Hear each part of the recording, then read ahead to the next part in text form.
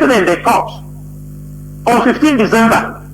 We were told that they said we have tried our best. If we don't do anything they said, it is the wish of God.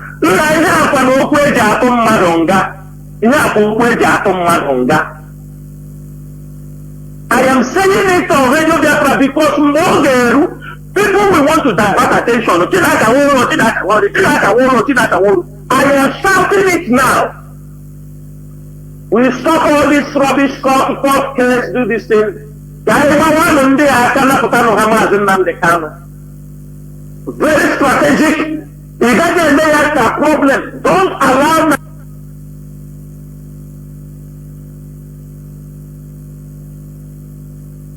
Battling with here.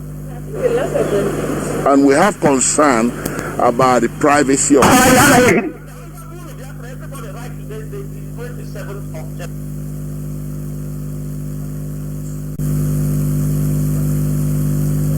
with here.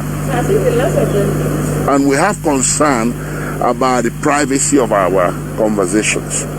Where there was a day I was consulting with him with another colleague, and they took a secret photograph of myself. They accidentally filed that photograph as part of their proof of evidence in court. So we now got it as an evidence, and we said, wow. So they were taking secret photographs of us. And if you go into the room, you will not see any camera. So evidently you have hidden eyes, hidden cameras, and everything. So what and what not? So what else do they have? Eavesdropping equipment, secret listening devices for what? So we whisper in fear.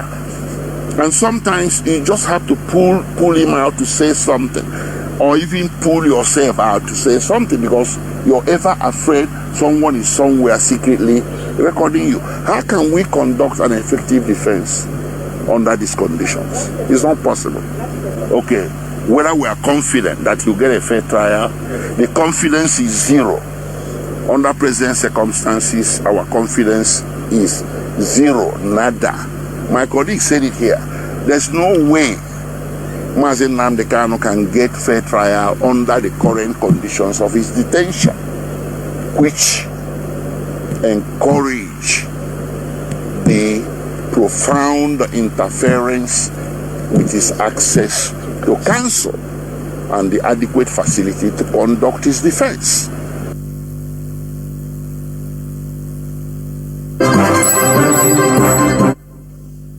The family of the detained leader of the indigenous people of Biafra, that's Nnamdi Kanu, has written an open letter to governors of the states of the southeast of Nigeria seeking their immediate action and intervention to secure his release. This is the update on the series of recent communication from Kanu's family, coming barely 1 month after they accused political elite from the region of abandoning their son to his fate. The letter, which was written by Prince Emmanuel Kanu on behalf of the family, raised the alarm that Kanu is gravely ill and should not be allowed to die in custody. Arise News analyst Daisha Bali joins us now to discuss this request by Nnamdi Kanu's family to Southeast governors, as well as how to break the logjam arising from his prolonged trial. Good afternoon, Mr. Shobali. Thank you for being here. Good afternoon. It's a pleasure of being here. Now, this plea it doesn't seem like it's far-fetched. He's been in detention for about 3 years. What do you make of it? Is it time for an intervention of the Southeast governors in this case? Well, I think the call of the Southeast governors is misdirected. You get me? And unfair to the governors. You see, there is I will start with a quotation from Henry V.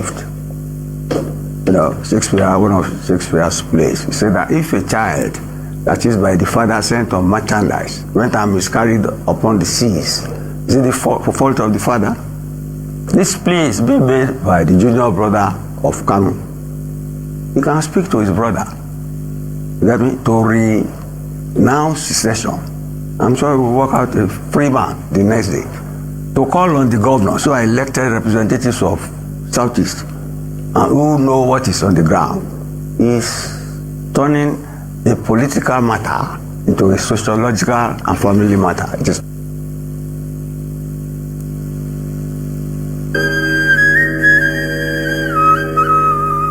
religion is supposed to be the means of peace, attaining peace. But in practicality, in reality today, every religion has got a base of fundamentalism and involved in terrorism. Can he not make an attempt to create a new world order where there is no religion at all?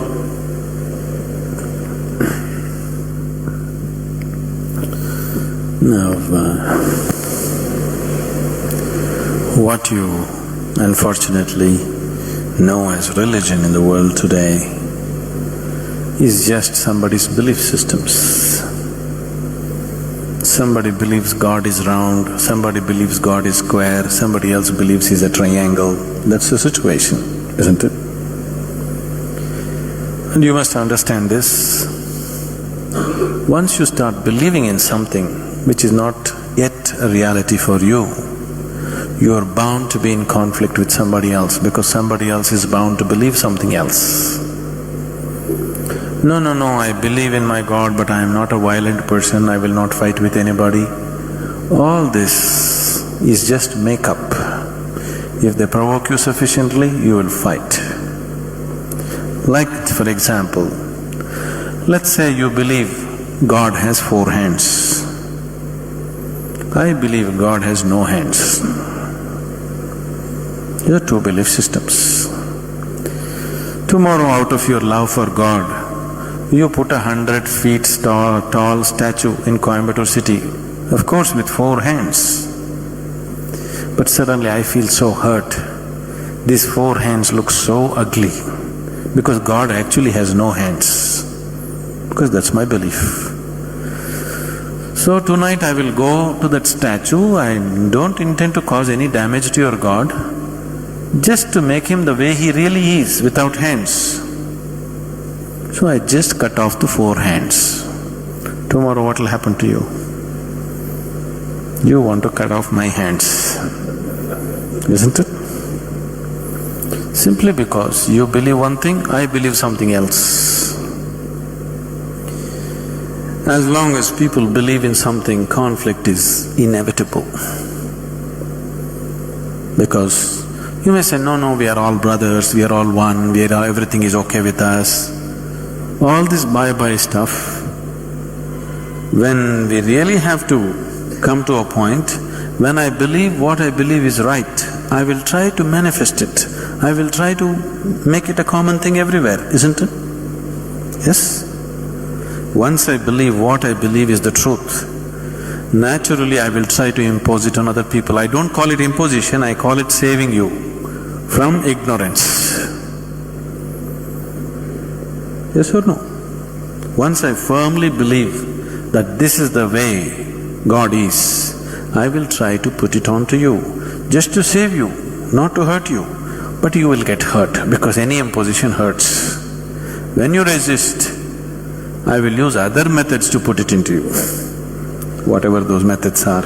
Sword has been used, money has been used, every kind of inducement has been used, isn't it? Simply because I believe one thing, you believe another. Religion is not about belief system. All religions started as a method to turn inward. But it's an inward step. An inward step can be taken only by an individual, isn't it so? It's a very intimate thing, something very, very concerned with only with you, nothing else to do with anybody else. But when people try to organize this inward step, naturally it gets distorted. Now we want to do our religion on the street. Religion cannot be done on the street, it can only be done within you. If you become truly religious, you must be beyond any kind of conflict, isn't it? Both within and outside. That is the whole crux of the religion, isn't it? But today religion means conflict. If you utter the word religion, you're talking generally in terms of conflict that is happening in the world, isn't it? This is because you have reduced an inward step into a set of beliefs. Because if you have to take an inward step, you have to transform yourself. If you have to believe something, You don't have to transform yourself. You can do whatever nonsense you want and still believe God is up in the heaven, isn't it? Yes? The crudest people, the cruelest people on the planet have always been talking about God, isn't it so? Yes or no? All the warmongers in the world have been talking about God, isn't it so? And God has been helping them. See, the moment you believe something, you have a new kind of confidence. That's the biggest problem. When idiots become very confident, the world is in danger. An intelligent person is constantly hesitating with life. With every step he wonders whether what he is doing is okay or not. But a fool has absolute confidence. And when his stupidity gets stamped by God, that's it. No looking back.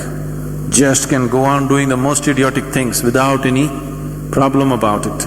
The very nature of your intelligence is such that if you do something stupid today, tonight your intelligence will bother you, why did I do this? Isn't it so? But if you get God's stamp on your stupidity, you don't have to turn back and see. You can do grossest things on the planet and not bother about it, feel very proud that you're anyway going to go to heaven because you did all this nonsense. There is no experiential dimension, you're just believing something. Once you believe something, your belief and somebody else's belief are bound to clash somewhere.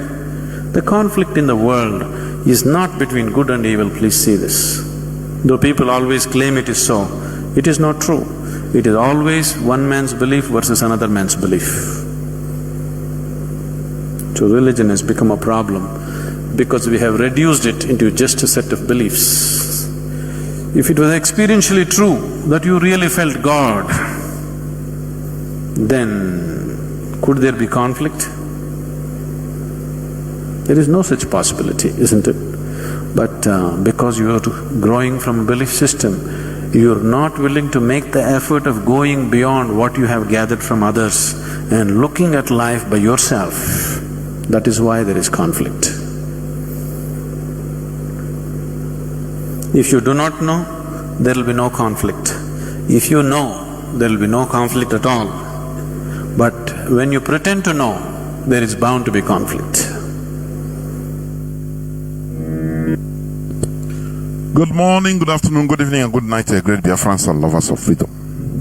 This is Radio Biafra House Service coming to you through Radio Biafra London. My name remains Mazi Chinedu from Olu province of Biafra land, and we are here live and direct. Today is the 6th day of April 2024. I hereby welcome each and every one of you to welcome your friends and well-wishers, welcome your family members. Please call them to alert them that the hour has come for the gospel of Chukwokike to be preached, the gospel of truth, that you may know the truth and the truth shall set you free. Hearing the truth does not set you free. For your information, you have to remark this. Only hearing the truth does not set you free. You have to make sure to, make researches to know. Go for one step further. In order to know, you have to know the truth, not hearing it only. Once you know the truth, now you are free. You are a free man. You are a free person. Mentally, you become free. Some people don't understand what this freedom means or is all about. They thought, when you are talking about freedom, being free, am I in bondage? Some people does not know, they don't know that they have been in bondage. We have been in bondage together. Mentally bondaged together. In other mental bondage, in a sense that they program you in one way, only one way to reason.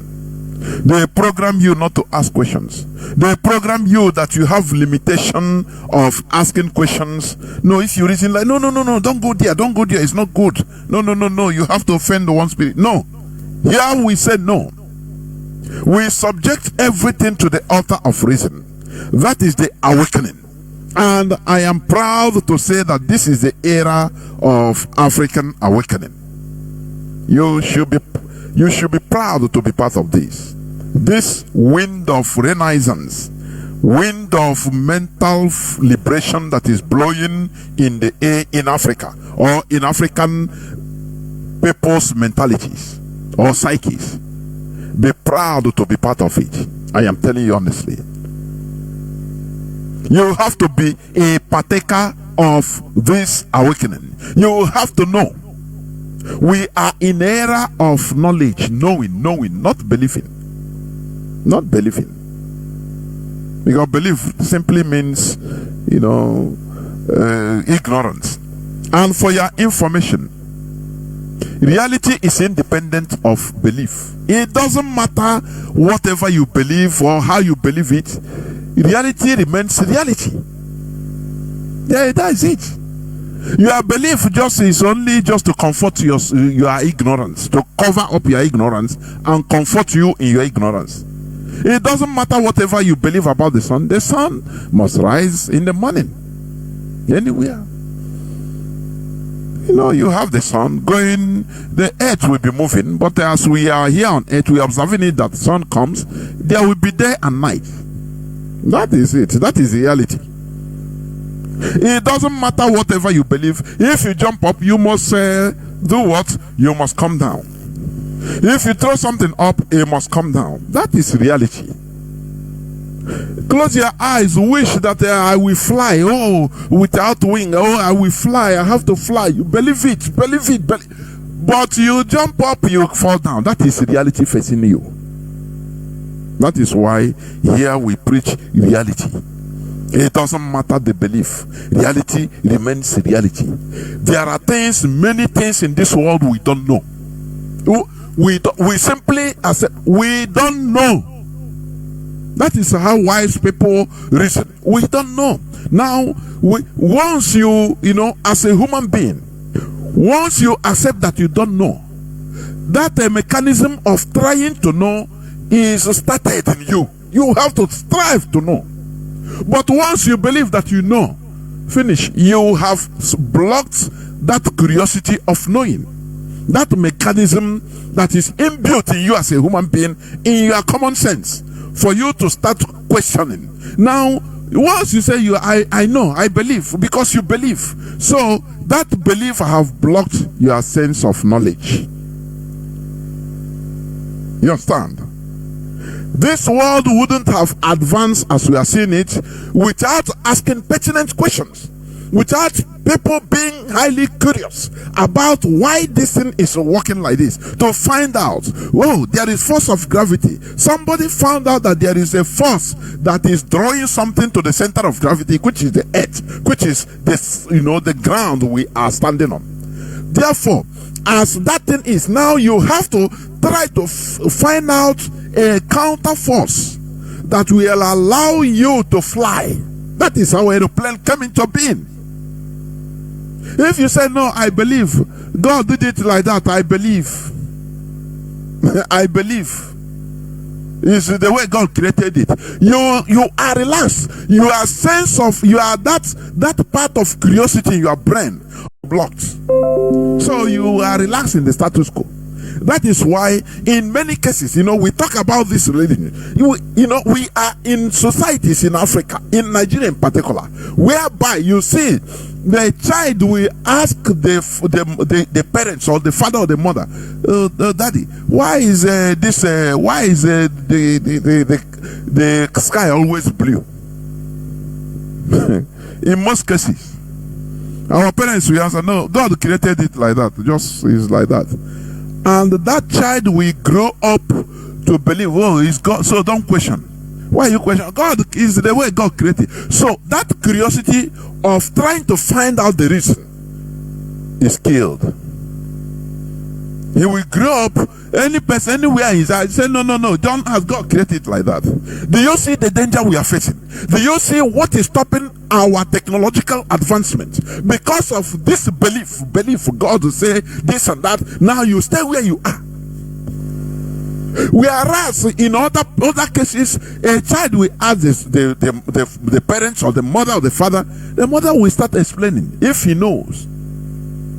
No, there is a place where we call space. That space, it is a vacuum. So that this world is roaming around in that vacuum. That child will continue that inquisitive.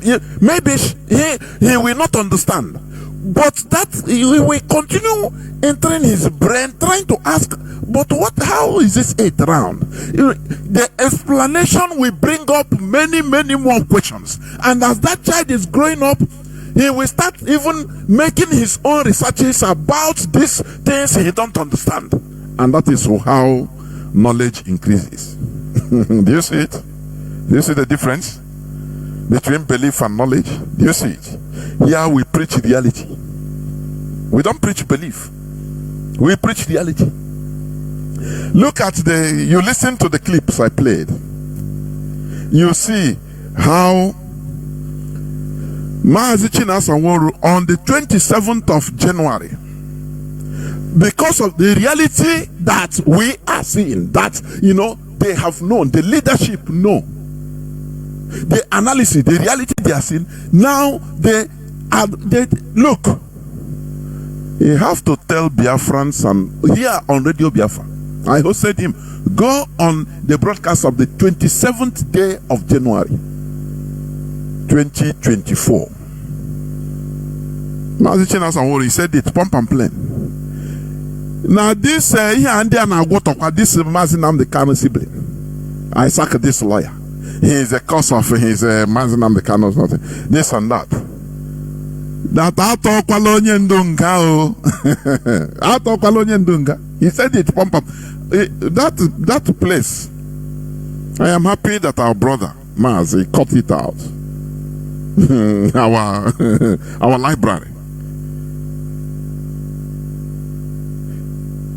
We cut it to keep it for tomorrow. What IPOB have been shouting, what the leadership have seen since many months, years back, it is now Mazi Nnamdi Kanu siblings are seeing it because of a hatred. The hatred they have on the leadership of IPOB, I don't know. I don't understand. I can't. What is the no person can explain. I cannot understand. Let us join together in order to make sure that our leader comes out. Any step the leadership took, they fight it. When Mazi Chinedu came out to shout about Mazi Nnamdi Kanu's deteriorating health, they countered. They said, "Oh no, I visited him. Yes, no, nothing happened." They made sure they counter everything. You now understand that there is something sinister. Now they are writing so-called southeastern governors to help them. When they sideline IPOB, the force behind Mazi Nnamdi Kanu, the force behind him, why he's in jail. Now they make sure, out of hatred, out of stupidity, out of idiocy, out of greed, out of every type of bad omen they have. Now they take so that they were deceived. I am highly surprised. I play the voice of Ejimako, a lawyer. He didn't know that the DSS is everywhere is wired. Even if you whisper, they hear what you are whispering. He said, no, sir, I was talking, even they photoed me, and there is no camera there. A liar, that even have traveled the world is saying this. Look at what even we have been shouting here on Radio Biafra, that whatever, everywhere, the SEO, the wall, they have ears. in DSS, Secret Service. Don't undermine them. It's the DSS of the country. If they want to walk, they will walk. They have gadgets. It's a country. But it's now this moron calling himself a lawyer. He's knowing that, no, they wire everything. So, when we have been shouting this on air since years back, that know what all this you are going around talking about money, Chinas, I want to do this and that, and they are hearing everything, they are watching everything, and they are working on it. They said, no, these people today, the only thing is this: we must protect this struggle. We must protect this struggle. Okay, look now. We must protect this struggle. It doesn't. Somebody will.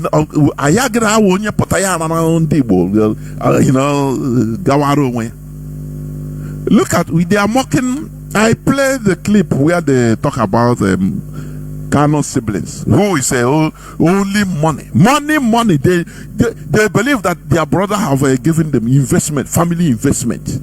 Before God and man is their mindset. It's a family investment that their brother will, so no person can enter there. That's why they say they make sure they secure finance direct.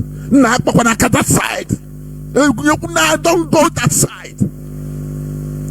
Now just say, that time I started wondering, is it this thing that I come out to fight for, to contribute my quota? Is it what they are fighting? I said, no. It's not. It's not the same. It's not the same. They are I use charm mother now. It cannot happen. Instead, everybody will perish in that Biafra land. I am telling you. Family. It can never happen. We need to protect the struggle.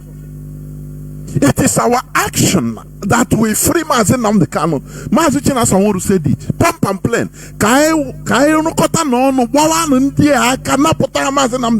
But each step, these people will contradict it.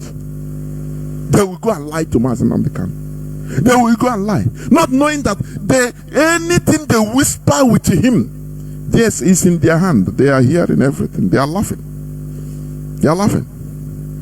They are laughing. Now they are calling the governors to come to their aid.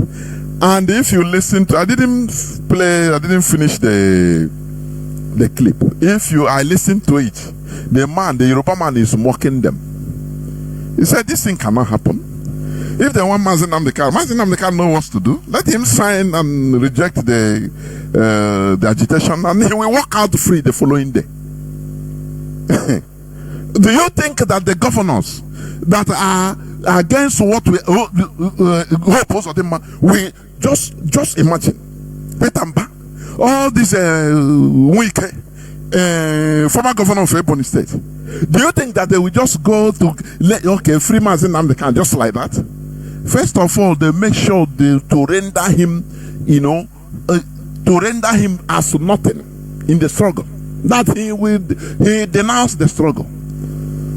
So that they are put as a query, all the Biafrans get Jaka Mazi Nnamdi Kanu Ibuya. That is their plan. For your information, we must. Why we talk this is to accompany all. Because we cannot be covering things and not cover things. No. This struggle has reached a stage whereby all of us have stakes in this struggle. Many people have died. So it's not something, it's no more a joke. It's not a joke. It's not a joke. For your information, it's not a joke. So after trying to discrediting or the Mazi Nnamdi Kanu sibling, trying to discredit IPOB leadership, now they are stuck. They go stuck. Without them understanding that Mazi Nnamdi Kanu is where he is because he's the leader of indigenous people of Biafra. Not because he's from Kanu family. No. This is their stupidity. It is only what they want is to destroy IPOB That is the number one thing of Nigerian government. IPOB is their headache. The only thing they want to destroy that IPOB now. Start picking us one by one. Ali will destroy us completely. This is just because of their greed. They don't understand the precarious situation we are in. All that matters to them is money. Now don't go there. I cannot understand. I cannot understand. Sometimes I'm checking the distance. I cannot understand it. See now, so when you now bomb fight, can these people say no, it is not true. It is not true. There is another interest they have, and it is shocking. Now, if Jimako is saying that no, he have zero belief in a fair trial of Mazi Nnamdi Kanu, is it not the same thing IPOB have been saying right from beginning? Now, why then?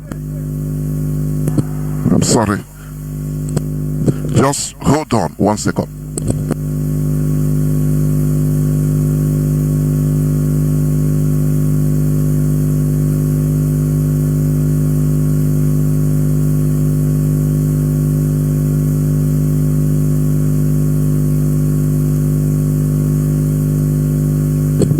If as I was saying, if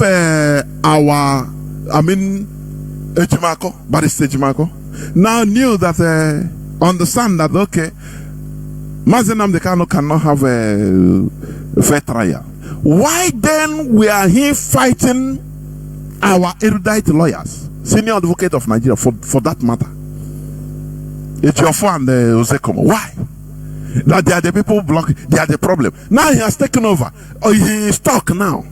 Do you see the wickedness in many of our people? Do you see the type of wickedness? It is something horrible. Now, what do you want? Right from the appeal court, when we have discharged an acquittal of Mazi Nnamdi Kanu from the Nigerian Appeal Court, we say we don't need any other court. IPOB position becomes we don't need to go no further. We have gotten what we want. Now it is for us to agitate, to force Nigeria to obey their court order. These people say no, no, they will go appeal. They will do this. They know how to do it. The only thing is they deceive them. Binta Nyako deceive them, corner them and tell them, you know what? I will give your client a bail, but the only stumbling block is when your enemy is giving you suggestion. Sometimes I'm like some people. I'm saying, can you because they corner them, just give them little titty talking tune. You know what? Remove Ozekome, remove Ejiofor. And if you're Ejimako, you're a good lawyer. If you handle this case now, I will give you bail. Don't worry, you apply for bail, we give you bail direct. That is what deceived them. They started calling Mommy Binta. Hey, Mommy Binta, don't worry, we'll do it. That is what made them start fighting. And this guy they take after. Don't you see how they deceive our leader? The first court after that, after removing Ozekome, our leader went to started shaking everybody that, oh, I have done what you want. The body language. I have done what you told us to do. So what is there? Everything is okay. Started shaking, even shaking demons and shaking. You all saw it. That I'm obedient child.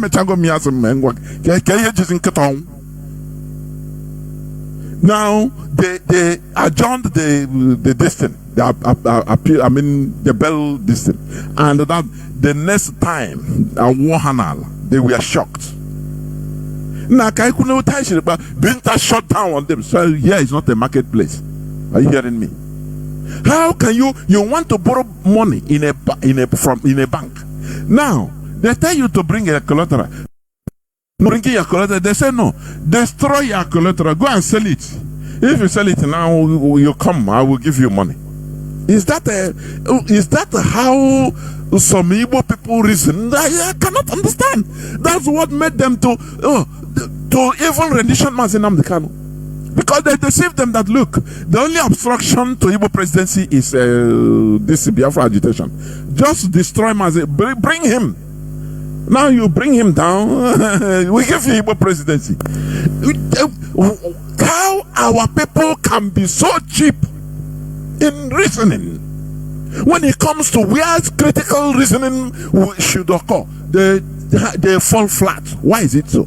When the line opens, somebody can even comment and tell me why. Where there should be critical thinking, think tank, analytical mindset will be. Now they fall. Remove people that Bintanyako know that these people, if these people are there is no way in this world Mazi Nnamdi Kanu will be jailed. These are people. You see Ozekome, anywhere you go, in America, in Australia, you go any conference, he will start because he have the same ideology. They know that these people are giving them worry, so they corner the idiots to tell them, remove these people. Once you fight for these people to go, now anything you want we will do for you. And IPOB. You know, we have every step of the leadership. What I'm saying on is a time where we must not allow this struggle to go stale, to go rot. Never. People have died and continue dying. This struggle may be where our land will be a desolation. What you are seeing is nonsense, nothing. It will be, they will come now in as a hammer. I am telling you. You see how they are dealing with us. The other day they destroyed our brothers. They use our Inwike and Igbo man in order to deal with Igbo man. That is how they behave. That is colonial strategy. You understand? What we are doing here on Radio Biafra is dishing out information, trying to transform your mindset to start thinking in another way. You know, we have been moronic since. Start thinking in a different way in order to match the challenges we are facing. We are in a very big mess as a people. What I'm telling you is a fact. Whether you as a Biafran, we are in a mess collectively. It doesn't matter you are doing well individually. That is nonsense. Is our brother Okachuku, is he not doing well? Is he not a multi-billion naira investor? He's a billionaire. But at the snap of a finger in Nigeria, you become zero. Oh, highest in you start crying. Go right, Jagaban. I beg, do. They will tell you on phone. Don't worry. Amiibo, I will do. Don't worry. I will look into it. Don't worry. If they cut your call, they start laughing because they like it when an Igbo man, a Biafran, is welling. When he's mourning, and they love it. So. You are doing well in Nigeria is nonsense, it's nothing. Until we start doing well as a people. I've been saying it. Let us understand the difference between we and I. We attach so much importance in I, in our land, in Biafrans. I am this, I can do it. You are nothing. And what are you able as a human, as an individual? You are nothing. Because as a people, we are nothing. Who comes to Okachuku's rescue? Who? Any politician come out? Because he himself on our own self. Look at Emefiele. Among the whole people in the old regime, Emefiele stands out. No person talks about even Buhari or any of it because they are above the law. Are you hearing me? So, him as an Igbo man, it doesn't matter where he comes, part of Igbo, and Bendel Igbo. He's an Igbo man. Is it not him they are drawing? So the whole fraud about central bank is all on him. It's him that takes the initiative, is it not? Because he was, you know, I na say, okay, sorongore mamini, chetako yakochangoro, okochoke. That's the reality. He was in the midst of people. They were gingering him. Don't worry, don't worry, sign. He will sign. They will give him assurance from the presidency. Who born you to talk? But when the repercussion comes, they single out the Igbo man. Do you see how they roll? Mana, are we learning something? Do we learn something? The answer is no. The answer is no. We don't learn. You look at the time of Sanusi Lamido. Who touched him? Who dare to, upon the billions and billions of dollars of fraud he even invested, he brought out for Boko Haram, he sponsored terrorism. Who are you to touch him? Who are you? But pour him here, fella. Pour him as an Igbo man. If you are in their midst thinking that they will cover you, they are using you. Know that when there is a repercussion comes, it's you, only you, they will single out. Look at another news headline. Before I go, today is about our religious discussion. Yes, I want to, just like what I'm saying on yesterday's news, April 5th, there is a news. Nigerian army allegedly frees soldiers of northern extraction facing murder, reabsorbs them into service while others remain in detention. In Enugu, soldiers that kill people, shot and kill our people. They release those in the north. They release them. One is one of them. Let me see. I read it. I was shaking head. I say, oh, it's the same thing. Emiefele is suffering. Okay, so don't go remember me. Okay, channel go. Okay, okay.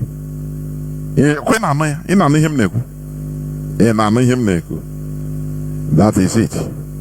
You know, even weekend is wrecking. They will come. They will turn against him, hit him like a hammer. It's like that. It's like that. So the reality facing us is that we as Biafrans, we are nothing in Nigeria. We cannot continue playing second fiddle at third class citizens in Nigeria. We cannot continue accepting it. We cannot continue accepting it. Look at the soldiers who were being court-martialed in the A2 division of the Nigerian army for murder have been freed and reabsorbed into the service. Not only freed, but they are reabsorbed. The two soldiers are Private Osman Shonva and another identified as Audu. Whereas when you read it in detail, I don't want to go into detail, you see the whole other Southerners that even commit a little offense. These are the main people that killed, that were shot, that killed the murder for murder. But they release them because of they are Northerners. Other will come from above, release people, these people. Now, do you know one funny thing? Who came to defend the action of the Nigerian military? Who came? He said, today's news say why soldier of northern extraction facing murder charges was freed by court-martial in Enugu Nigerian army. And who is the spokesperson which they brought out to do the dirty job? The spokesperson is an Igbo man. The person that came out to say it publicly is an Igbo man. Do you see the sophistication of the mess we are in? It's sophisticated. In a statement issued on Saturday by the Director of Army Public Relations, Major General Onyema Nwachukwu, a Major General, he is a public relations officer. A Major General, that is the position they put him. They'll just bring him paper, write everything. They have decided. You don't even know when they, a spokesperson. You don't even know when they took the decision. His job is to come to the public and take the shame. Now everybody will be seeing it as now who is defending this atrocity? It's an Igbo man. Igbo man is like water, saturated, where they wash every unclean, dirty things. They throw it there. He's an Igbo man. The military, they bring, when it comes to maybe other important issues that should, prove something different, they will bring another person as a spokesperson of the army. But when it comes to doing the dirty job, they'll bring Igbo man, say, oh yeah, you will see this is a major general, but you will see ordinary lieutenant commanding him. Hey, oh God, this is you have to go and read this. Read it to the media, and everybody will be seeing him as an Igbo man. That he is, he's Igbos doing this. Do you see? Even he's defending the North. Do you see, Igbo man? Do you see the mess we are in Nigeria? Do you see the mess? I know the mess I know. Look at them. So why do even I come out in this? Why did I come out in this world? Why? For what? For what? They are not knowing this type of mess. There is a mess you will be. You will see. You start shivering. Say, what is this? What is this? But we must continue, because we are into this world in order to set ourselves free. Everything, we have to fight for it. We have to fight for it. That is the situation. So I'm happy that Mazi Chinedu made it clear in that 27th January 2024 this year that for people to come and start Mazi Chinedu, he said it. Maybe let me play it again, because the time is 9. Oh, it's here now. It's here. Listen, yeah, courtesy of greedy set of people, siblings. I agree. Everybody right today is 27th of January. The leadership is determined to do anything they will do with strategically how we have been do our research, conduct our plans, which we are not making it anybody perfect. You see the people pushing to court. After Onyendu is going to prison with the rubbish, with the rubbish and a con of other place. These people are planning. Now we are talking. Let me tell you people something that happened. You see the signal a day before the morning of the court, the morning of this court on 15 December. We are asking what are we expecting in the court on 15 December. We were told that they said we have tried our best. If we go to anything they said, it is the wish of God. I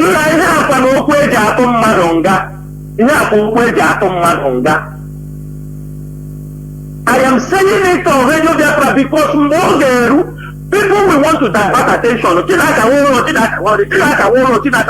I am shouting it now. We stop all this rubbish, court case, do this thing. Very strategic. If that is a problem, don't allow. Do you hear it? That's why it is good to speak, to talk. If the leadership would, by now, the siblings of iniquity would have outbusted, spread another propaganda. Are you seeing it? Do you see the reason why it is good to speak out? So this is in the archive, and you see they deceive Onyendu, and he expressed in the last court that he was completely disappointed with them. And the siblings of iniquity said, no, they muffled that side because they don't want him to speak out in that side. Going on how they roll. Do you see how they roll? What you are fighting for is not what they are fighting. Our interest, which is Biafra, is not their interest though. Their interest is money. To hobnob with politicians and get money and get position. That's it. They saw, they are seeing IPOB as a family business. That their brother, Eburu na house. I know, kind of dear. Na coercion one is how one put the result. Ndiara. Let me go to the topic of my today's submission, please. The topic of my today's submission. Today being the 6th of April 2024. We are still in the series Continuous Colonial Legacy in Africa series. Today I'm still talking about religion as one of the continuous colonial legacy in Africa that is still haunting us. Whether we like, whether we accept it or not, that is the reality. That is the reality. Sometimes I wonder how people used to spread all this propaganda and lies that we are bringing division in Igbo land. No, in Biafra. No, we are bringing division. I start wondering. I say, what type of division? Is it not the same propaganda that was being spread by the caliphate when Mazi started new? Oh, the call for Biafra is a call for war. That is what they continue hammering. Is a call for war. Is a call for war. Until we defeated them. That look, it is self-determination. It is not call for war. The same way we are going to defeat these people that are don't talk about religion. Don't talk about it. You will divide Biafra. I say, are we not divided before? Religion divided us. I have seen many people that they are not members of IPOB because of their church, their belief, their faith. I'm not telling you that I saw it. Not one, not two. But I cannot join you people now. I'm only Jehovah, so I don't have something in common. We don't have is our code. Do you see it? No. What I cannot join you now with unbelievers. You see people spewing out this against their brothers, and you are telling me that look, we are together, that we are bringing division. You people that spread falsehood. You know that lies don't stand the test of time. Look at, don't you see Onyendu's sibling? Haven't they been lying? Now they are stuck. The people they are going to is politicians. People that hate Mazi Nnamdi Kanu with everything to help release him. What condition do you think that they will only go and tell him,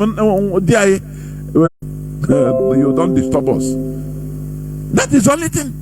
To destroy what we are doing, because they have lied. They don't know where to head again. That is, they become stuck. They cannot come back to say, IPOB leadership, DOS, I'm sorry, you people, let us join hands together in order to fight for the release. No, instead they go in the politicians.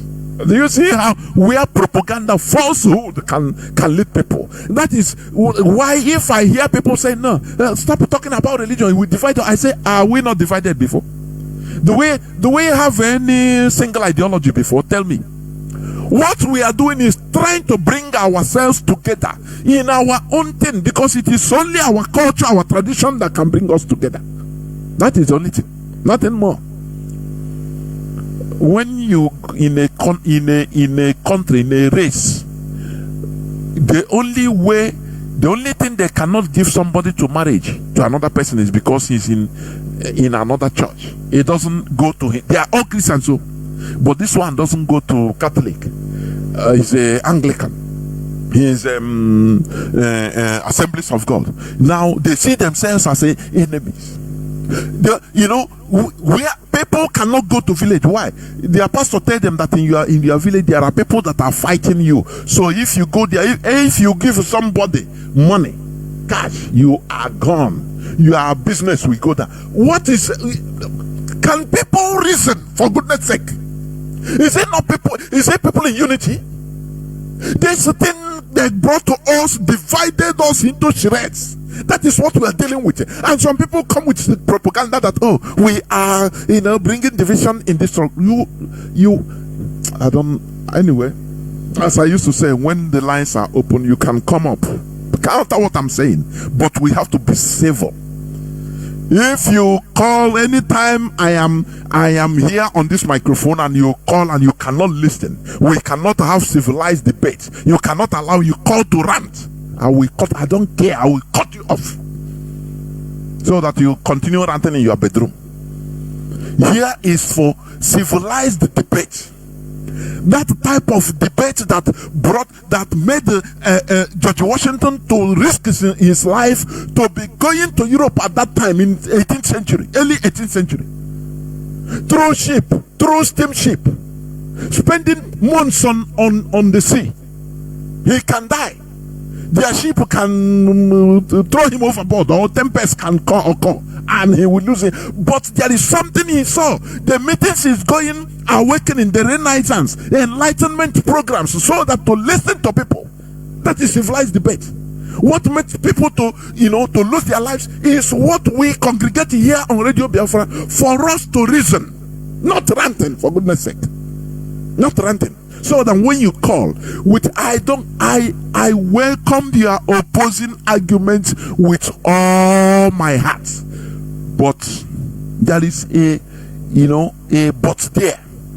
condition that you must be civil. We must be reasonable. We argue, we debate to learn from each other. I can learn from you because I'm not Mr. Know You All. You understand? I can learn from you. People listening can also learn from you. And you can also learn from us, from me. So when we are debating, do not let it not be personal. Let it not be personal, for goodness sake. Let it be a debate for mutual learning, so that if you ask me a question, you allow me, I answer you. If I ask you a question also, you answer. That is how it goes, and we'll be learning. But when you come to quote for me that your own is superior, that that is what you believe, that you have no space in my program, please. That if I accept it or not, that is the way. I'm burger seed from here. That is it. So we must continue. So I am talking about the continuous colonial legacy in Africa. I hope my voice is coming out, because my dashboard is okay. It's okay. Let me see. It seems sometimes my mouth will be out of the microphone, far from the microphone, but let me adjust. Let me see. I hope my voice is coming out. Let me see. Because I don't want. Yes.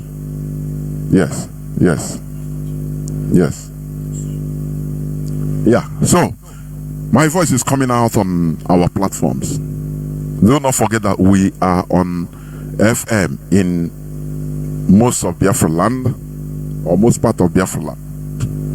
CHK 102.1. Also on satellite, on application IPOB Community Radio, and you add Simple Radio. Oh, sorry. Is it Simple Radio? Yes, Simple Radio. Yes.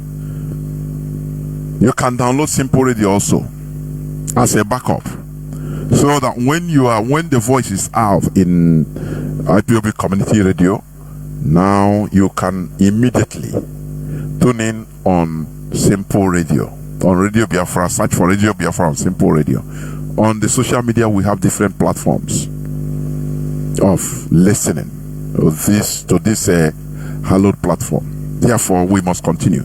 As I said, today being the 6th of April 2024, Bochafo, we are talking on the continuous colonial legacy in Africa. And today we are talking about religion in our land. Religion, isolation from our own culture. That is, it is called cultural genocide. What the Europeans did by introducing their religion to us. Many people don't understand what is violence.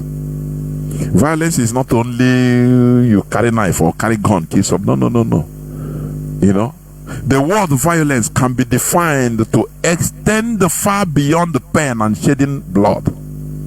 I want to come somewhere for you to understand what they did to us through this subtle way. It carries the meaning of physical force, violent language, fury, and more importantly, forcible interference. Do you know that the Europeans, they interfered with our way of life by imposing their religion on us? Do you know that it is violent? That is called violence. It's tantamount to cultural genocide also. Now they turn us mentally, we start fighting against our own thing. Do you know that it's violence? For many people, only physical violence truly qualifies as violence. No. But certainly violence is more than killing people, unless one includes all those words and actions that kill people slowly. You know, kill people. I want you to observe that phrase, kill people slowly. Since the introduction of this religion, our people, we started dying slowly. You know, because of the mentality, our mentality, they change it. You understand? No more due process. Look, do you know how this religion promotes even crime in our land? Because of this quest for miracle. No more due process. You just say go and all your problems will be solved. Just believe in me as a man of God and all your problems will be solved. Do you know how many people that are into crime because of this? Do you know that? Okay. Certainly violence is more than killing people, unless one includes all the words and actions that kill people slowly. The effect of limitation to a killing field or killing field's perspective is the widespread neglect of many other forms of violence. We must insist that violence also refers to that which is psychologically destructive. Psychologically destructive. Remark it. When you will teach a child that, you know, the only way to make it is through prayer. You have to be praying. You have to fast. One graduate was died of dehydration because of she was on 21 days fasting. The pastor told them you have to fast in order to get job. But the people don't see it as a crime. No, because he's a man of God. They'll tell you they didn't force him. But this is psychological. This is violence. And this is criminal. Are you hearing me? Are you hearing me?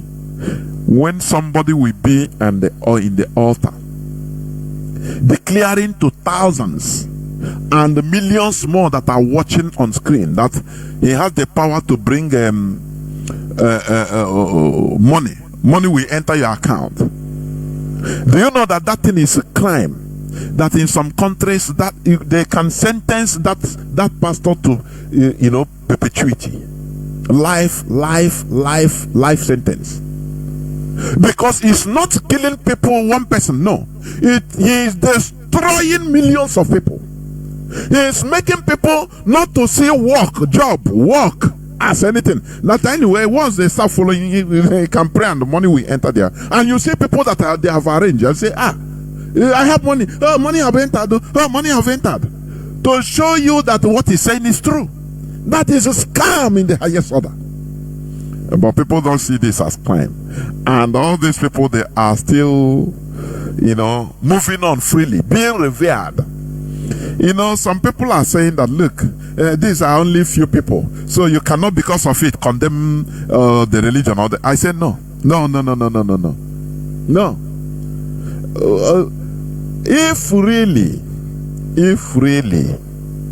it is isolated event, let me tell you, the Christianity as an institution will rise up and you know, hold that person or those people accountable, direct. They have the power to do that. Are you hearing me? They can rise up and start fighting against those people direct. Say, look, stop destroying our religion. But they kept quiet because, one, the papacy, Pope, you know, if he talk now, they will bring history to him. Because Catholic Church, Pope Nicholas the Fifth, he is the person that gave the papal bull that started the transatlantic slavery. So they will ask him, why do you do that? The Pope, start paying trillions and zillions of dollars in reparations. That's why they keep quiet, because they know it's the institution. For your information,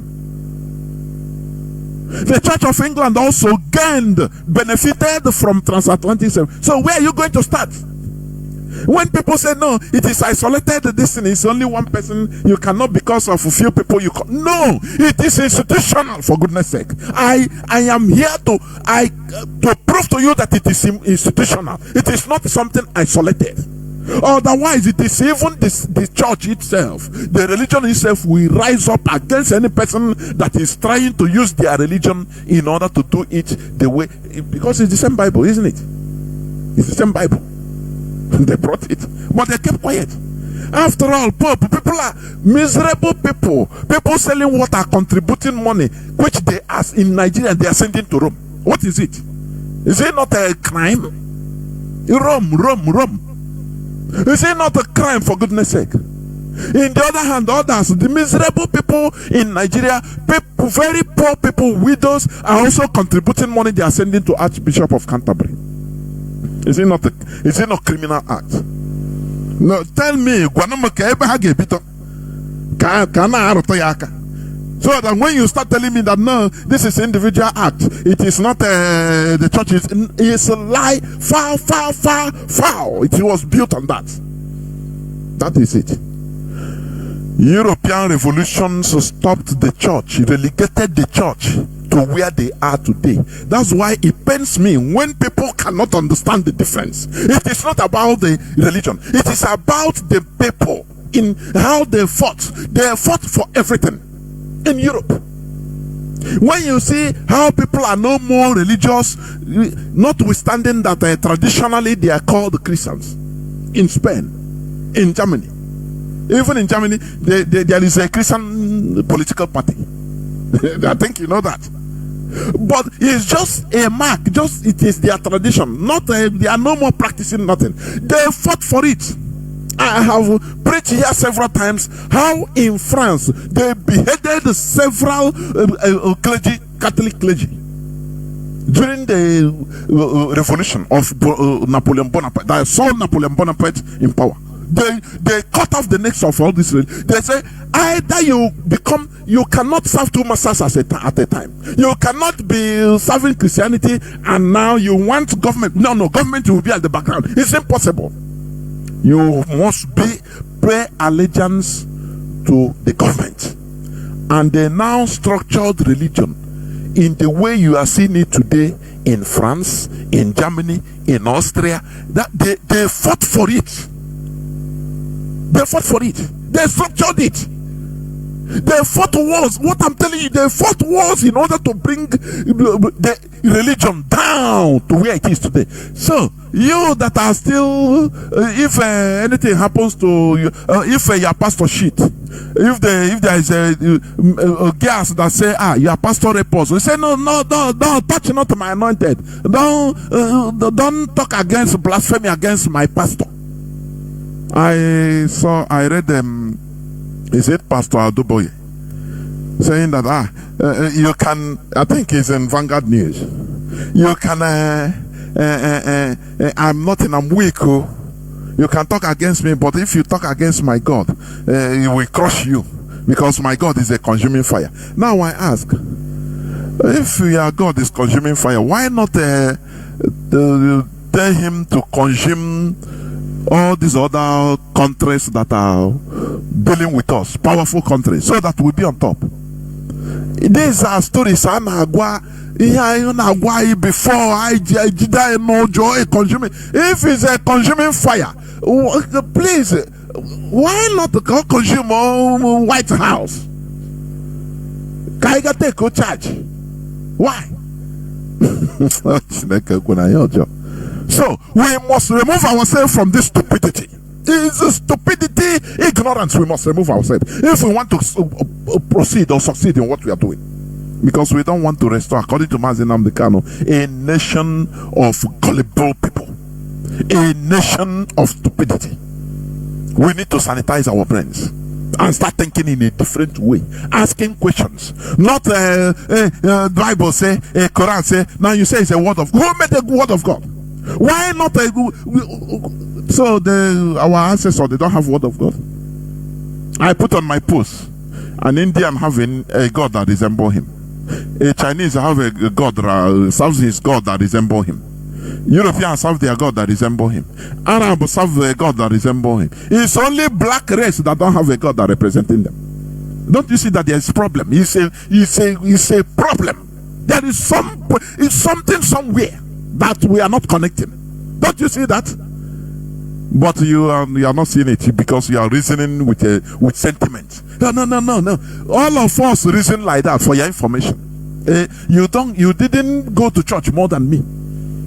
For your information, I went on evangelism, and for your information, even evangelism is this evangelism. Do you know that is a kind of violence? It's a crime normally, because you are proving your own to be superior. Why are you preaching to me? Why? But we didn't know because we're ignorant. They carry a book, give us, or you go and start you, which means you saw people as low. That is discrimination. Your own is superior, their own is inferior. You go to hell. All these are things we need to, the more you go, the more you study this thing, the more you see how they cage us, and the more you become mad. I'm telling you, the more you become mad. How do we enter into this mess? How? But we must continue. Okay, let me finish about violence. We must insist that violence also refers to that which is psychologically destructive, which is also religion.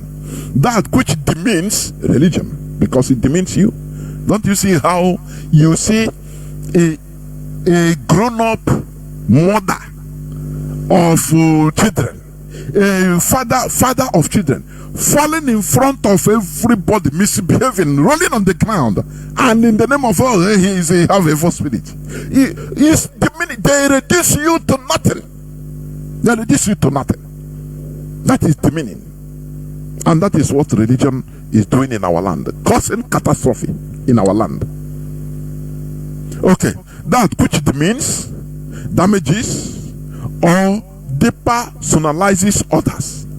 In view of these considerations, violence may be defined as follows: any action, verbal or non-verbal, oral or written, physical or psychical, active or passive, public or private, individual or institutional stroke societal, human or divine, in whatever degree of intensity that abuses, violates, injures or kills.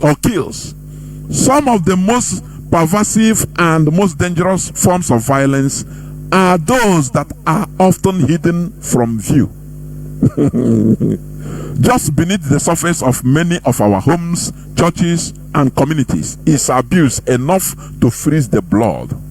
Moreover, many forms of systemic violence often slip past our attention because they are so much a part of infrastructure of life. That is it. We have to bear it. That is it. It's just like if you enter in a room, a dark room, that there has no electricity, no light. You find out that at the beginning you will feel it. You don't see anything, but when you stay there, you are infrared this thing, hormones will be activated. And you see that you start seeing things little by you start seeing things. Are you understanding me? Just like if you are in a place that has some odor, some kind of bad odor, and you stay there for many hours, you see that nasal cavity that is in charge of the cells that are in charge of perceiving the odor, they will become numb. They become tired of sending signal to the brain that, oh, there is this odor, there is this odor. You will see that you get accustomed. You don't perceive the odor again because they are tired. The cells are tired. At first, they signal to the brain, so that you get out from there. But you neglect it, you stay. The cells will stop. It's automatic. It's inbuilt in human being. Are you hearing me? So that is it. So when you see some of all this type of violence, we live with it to the extent we don't even know again that it is violence. We don't even know again that it is crime because we have been accustomed to it. That is what it means. We have become accustomed to it. You see early in the morning somebody will be shouting with microphone, disturbing your sleep, and you cannot sleep. The person is torturing you, torturing people. But when you come out to talk, you see people that say, no, leave, he's preaching the gospel now, the gospel of God. Do you see? They support because everybody have become accustomed to it. And whereas other places, you try it, you go to jail. Do you see what I'm trying to explain? Do you see it? Are you hearing it? You enter into bus, you don't, they hold you there. Let us pray. You cannot even rise or say, please, I want to have rest. I don't want to listen. They'll tell you, oh, you are witch, you're witch, you're witch. Is that not violence? That is a crime against you. You know, after French Revolution, they defined the universal right. That you are right. You have your right of expression. It does not mean that you will use that expression in order to disturb others. You have to understand also that others have the same right. So when you are expressing and the others say no, please, they are not comfortable with it, you have to, because everybody have the same right. But with religion in our land, it is not so. You must accept, though. You must hear it. Otherwise, you become a witch or a demon. They term you a demon. Are you hearing me? I was watching on social media where a group of Christian preachers went to a market with their microphone. They started preaching, before you know, in the marketplace. People were listening, and they said, now there are occultic members here among you. And one guy came out, maybe many of you saw the video. One guy came out to challenge them, say, please, all those occultic people, please, you have to show us them so that we know them. Because you come from some, we don't know you. We have been happily here together as hustlers. Now when you finish this, now go. I will be seeing my brother as an occultic person. I used to eat before. If he come near me, I will dodge. Come and eat, I will not eat again, because I will be afraid of him, he will be afraid of me. You have put confusion. Do you see how they put confusion in our land? And the people say, no, they come with peace. That is nonsense. They divided us into pieces. They made us start fearing each other. Do you see it? How I wish we have a government that will immediately they say you have occultic, they will hold them. Direct to the police, call police. You must provide, who is that occultic, and show me proof. Who is that demon here?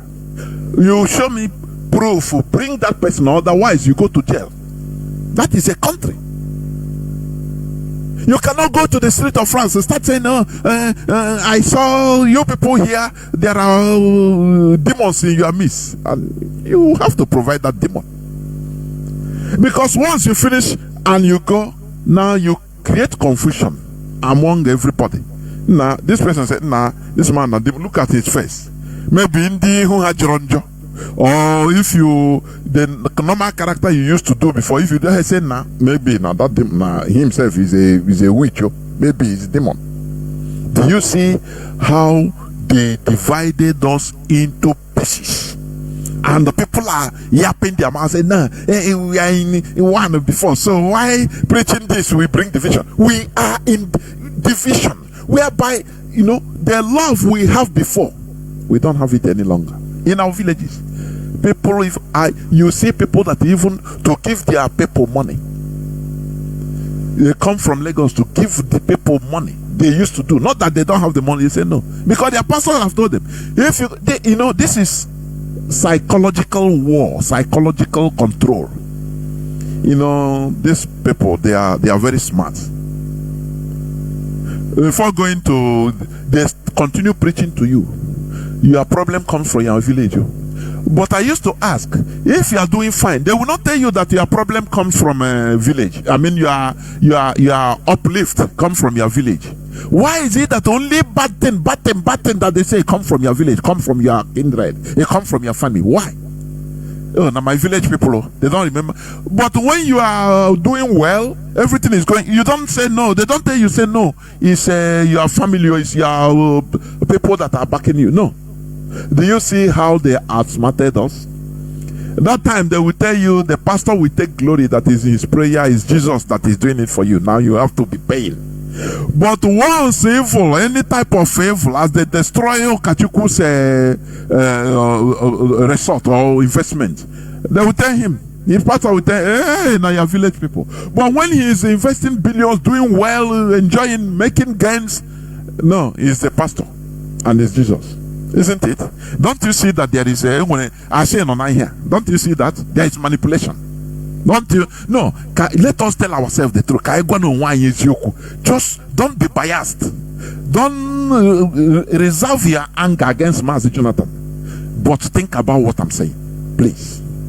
Don't you think so? In a Ghanaian like this, pastor now, that is double. You become a giver in the church. I'll quite him an experience. And I took it. I put on a church, go and with the number one giver. On I go for my, hey, Jesus is glorified, and the pastor, you are a member of the church. That's why you are moving well. But once things start moving bad, they now tell you that it's from your village. Don't you see that there's something terribly wrong in our brains? It's manipulations. Don't you see that? No. No one know. Don't you think on a dragging common like this? Pastor Gineru.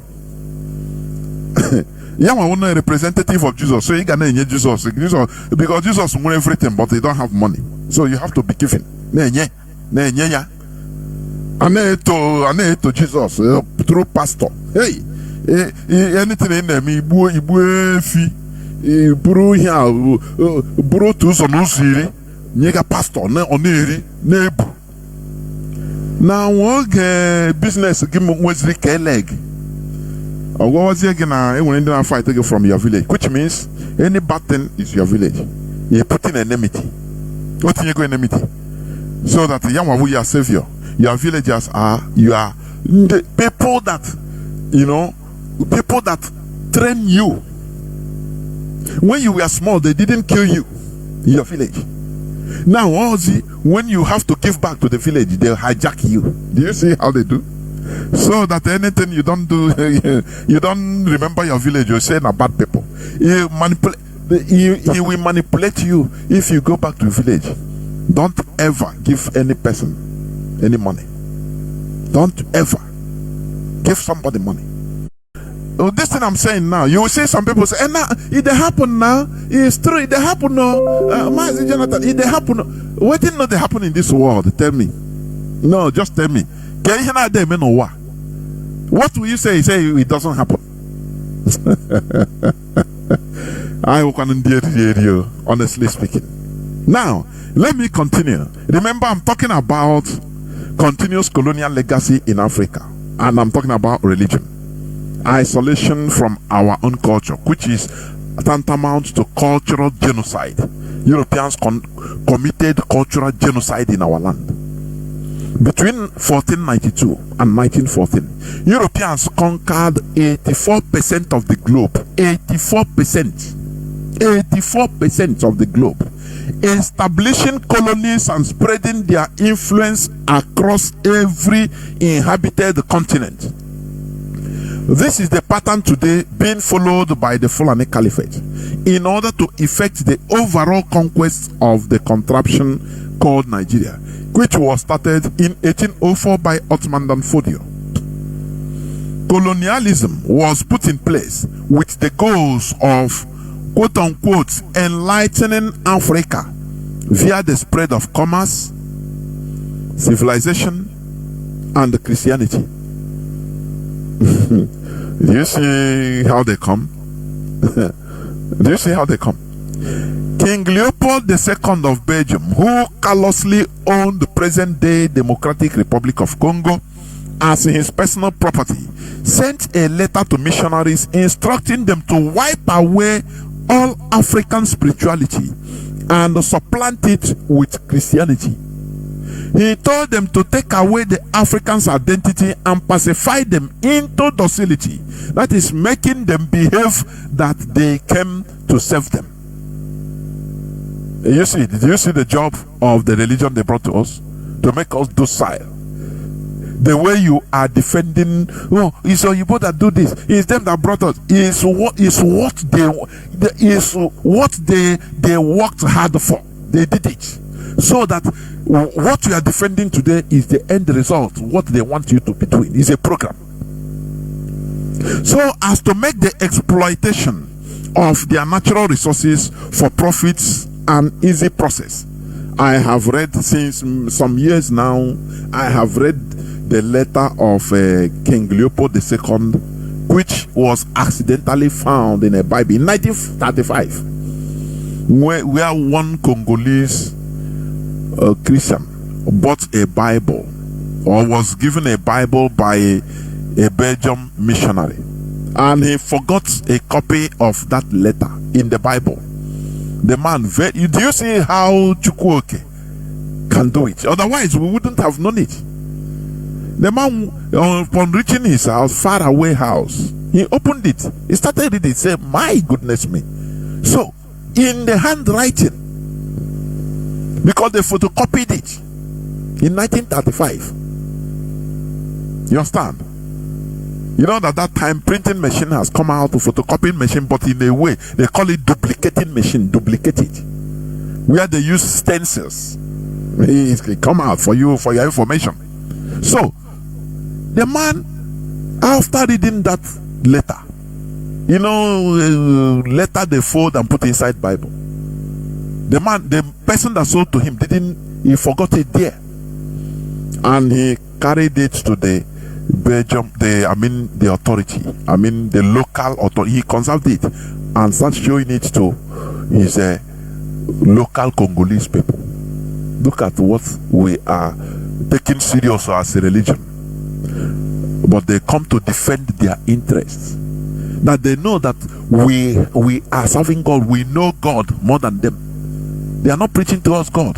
They want us to be docile, so that we become inferior to them. Is the result, is it not what we are seeing today? That's the result of what they worked for, the Europeans. You understand? Making us docile, so as to make the exploitation of their natural resources for profits an easy process. Through the process of colonial domination, Africans were manipulated to start viewing their spirituality as lacking in depth and salvation, barbaric, evil, and irredeemably primitive.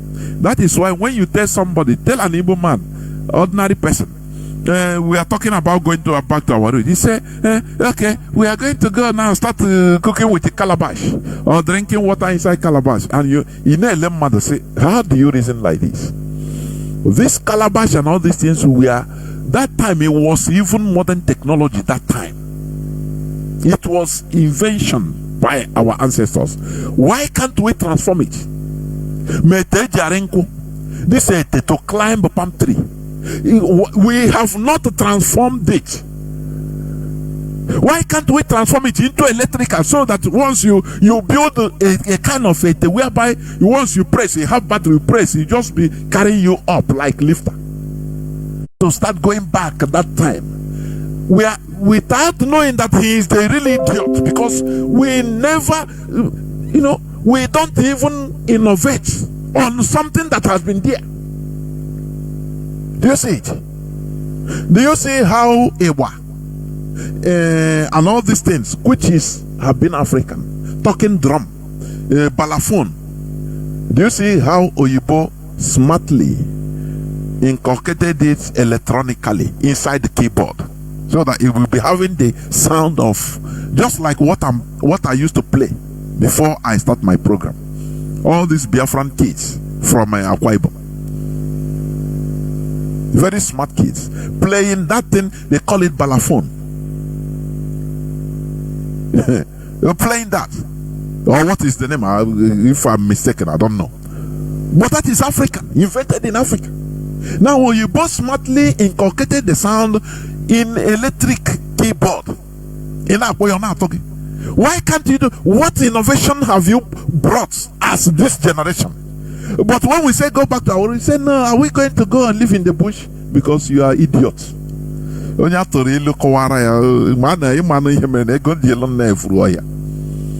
Christianity taught the Africans to hate themselves. It's manifest in our land, isn't it? It's manifest in our land. To hate them. We are good people that love ourselves. But we'll see how they taught us. Look at Igba boy on her last wayo Igba boy. Because no boy now is ready to stay 5, 6, 7 years, 8 years even to serve Oga. Whereas he can have miracle money. His pastor preached to him that, look, wherever other people go and for you will go and grab it. You have your miracle. So why are you wasting your time? Where you can wasting how many years? Where you can Oga can put money, grab it and run away. If he was in Abai, he will run away, go to Kaduna, and he has made it. That is what they taught us. The effect, the evil effect of what we are going through. So nobody have patience again. No due process again. Our normal system has been changed. The African mind was totally colonized. A massive brain operation. The same also applies to Islam. It shows the supremacy of African indigenous spirituality. As such, it is clear that Christianity was used as a colonial tool in Africa, thus legitimizing the brutal capitalist systems that cause uncontrolled poverty and inequality in today's Africa. What I'm telling you is a historical fact, though. It's not that I concocted it. These are historical facts. So that when you want to argue, it is a fact. Or is fact, please. It's not concocted by Mazi Jonathan. No. People's culture is their identity, their clothing, their sense of being, and their security. People's culture is their identity, their clothing, their sense of being, and their security. Once a people is removed from their culture, they become naked and vulnerable. Can you just imagine you as a grown-up person on the street, you remove your shirt, you remove your clothes, no pants, nothing. People say you are mad. That is what they did to us, because they removed us from our natural habitation, our natural habitat, our natural clothing. We become vulnerable. You will see somebody, you are choosing. You will wear in order to prove that you are part of European religion, you will see somebody in a 40 degrees Celsius heat. You will wear tie and walking under the sun. Wear tie. Yes, and now, men know what you're better beacon. Must you openly prove that you're a slave? Men don't want to get better now. Men don't want to get better. That is what they put us into. Are you hearing me? Okay. Once a people is removed from their culture, they become naked and vulnerable. Examples of Christian doctrine validating of stripping or striping people of their natural identity is in Matthew. I think I read it the other. Let me read it again. Let me go there, please, because that day I was in a hurry. I couldn't, finish it. Let me read it. Let me read it, please. Matthew. Sorom Ghana akwụkwọ nke Matthew biko ka anyị gụọ ya. Matthew chapter 15. Chapter 4, sorry. Matthew chapter 4 before I misquote. Matthew chapter 4 from verse 18 and 19, please. From verse 18 and 19. Let me read it. And Jesus, walking by the Sea of Galilee, saw two brethren, Simon called Peter, and Andrew his brother, casting a net into the sea, for they were fishers. And he said unto them, Follow me, and I will make you fishers of men. Okay. There are hidden meaning into all these things, but we fail to understand. That's why I call it a Freemason puzzle. Our brother will call and say, no, but that is what I call it. If you have inner understanding, you will be, putting the puzzles together. Go to the book of Mark, chapter 1. Verse 16 and 17. It's the same thing, the same report. Now, as Mark chapter 1, verse 16 and 17. Now, as he walked by the Sea of Galilee, he saw Simon and Andrew, his brother, casting a net unto the sea, for they were fishers. And Jesus said unto them, Come ye after me, and I will make you to become fishers of men. Now, when they tell you fishers of men, you're a fisher of men. Is it a credit? Is it a credit? A fisherman, is he loved by the fish? Actually, because na mani na no lum na Biafra land because na nganomte. Onye na-egbu azụ, onye ọkụ azụ. On azọpụta azụ azọpụta ka ọ na-egbu ha egbu biko. A fisherman, once you remove the fish from the river, from the sea, you remove them from their natural habitats. They become dead. So that you can manipulate them as you want. You want to kill them, you want to, eat them, you eat them. You want to throw them, to use them as manure. Grind them, you grind them. You want to dry them, you dry them. You want anything you want. Because you have removed them from their natural habitat, from their tradition. Because tradition, our natural tradition is like the sea for fish. You thrive only in your tradition. That is why when you see any religion, people that are the owners, the alma maters of that religion, look at their country, they function more better. Even they use that religion, they function. Look at Saudi Arabia. Look at Qatar. Look at Kuwait. Look at Middle Eastern countries. They are developing, but they are using their religion because you don't have to teach them from anywhere. They will tell you that they will tell you Muhammad come from here, so Islam come from outside, so we use it as we want. But look at wherever that it is imported. Look at the confusion. They enter from one confusion to another, one problem to another. They are fighting because of that religion. They are using that religion to fight. Whereas the origin of that religion, they are using it because it is their thing. It is their clothing. They remove you from the water. you become vulnerable.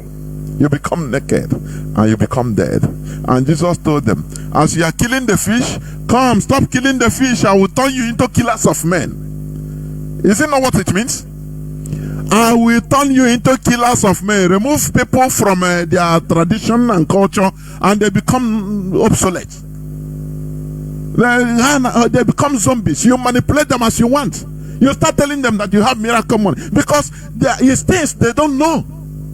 It's a tradition they didn't know, so they become perpetual students. You see that? You can manipulate them and say, God of Israel do this, he do miracles, so I will do it for. They believe because it's not their thing. But in our own Igbo tradition, you cannot teach us with our tradition. You can't scam us with our tradition. Forget about these people that are doing okay, because I know that it's where you are going. This, they learn it. It is from the religion that is in our land. I've been saying it right from day one. I've been saying it. It's what they learn from Christianity. Miracle. Coming to, you once you come, your life will change. They learn it before. There is no history of our people, our ancestors, telling us that Chukwuabiama will farm for us, or you stay and yam will full everywhere for you. No. You understand? Puta early in the morning to go to farm. Go for the kamnaga, kamreko bioko, kamga, kamtenye kome, tinye. But this one, once they start this just come the one you have, sow seed, and before you go, you can meet jam money that you didn't work for. That is where they learn all these things. Are you listening? Are you listening to me? So I would like somebody to, when the line is open, how do you explain that you want to turn, that you are, as a fisherman, you are doing favor to the fish? I want to learn maybe from your point of view. I want to learn. How do you think that a fisherman that is killing fish, removing fish from the river that is their natural habitat, that you are doing good for the fish? Now I tell you, as you are killing the fish, now don't worry, I will turn you into fishers of men. That is killers of men. You kill the man so that he becomes zombie following you. You don't ask question. No. Why they say no? Don't ask question before you talk against the Holy Spirit, and you keep quiet. Anything he tell you, so kneel down and start chopping sand. You start doing, because you have become your fisher. It's what is written there. It's in the Bible. Are you hearing me? It is not a makeup. So I don't know how you might interpret it, because in everything they put context, they contextualize it. But let me tell you, contextualization doesn't work in everything, because if you start contextualizing everything, I can insult you and say, "Oh, Emeka, you're a goat." We do so. I say you're a goat. I can contextualize it. Say no, let me explain. No, the way I say you're a goat, not really that physical goat you are seeing, is because of the way you try to give explanation. That is the contextualization. It is not that what you have said it. You are just defending yourself. So what we read is there, physical, glaring in our eye, at our eyes. It's there. The meaning is there. So anything that it is not spiritual, physical. It is spiritual. It is no. Fishermen, if fishes can talk, do they love fishermen? If fish, if they see a fisherman coming with a net, so they love him. Say, "Oh yeah, our friend." No. They know that their killer is coming. If for example, is animal that have brain, they will run. You understand? That is why do you really understand the meaning? Igbo translation of church becomes Oka. Don't you think? Don't you think? Don't you reason? Is it translated today? No. It is from the time they came. Once they see people, now they impose, start talking. If you don't follow them, they can customer will carry you, and you must do it by force. So they carry violence. So ndị okwu na ụka abịakwa na onye ọ na-agbalaga, na ndị okwu na ụka abịakwa na onye ọ na-n'ọsọ, a na-akpụzi ha ndị ụka. But will you understand that? No, you'll be defending because you are programmed to do so. But how I wish that you reason in a neutral manner. Because what we are doing is we want to so that we understand that our killers are our killers. You understand? Not embracing suffering this Stockholm syndrome, whereby we embrace our killers as our saviors.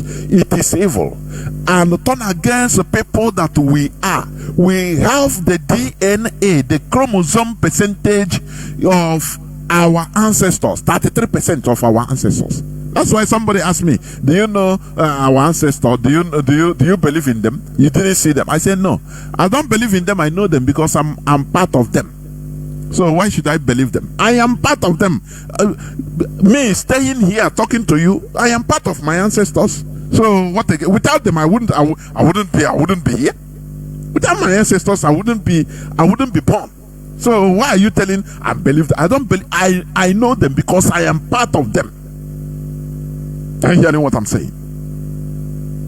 How do they detect all these some of all these black Americans that want to know from which side they come from in Africa after hundreds of years of their ancestors?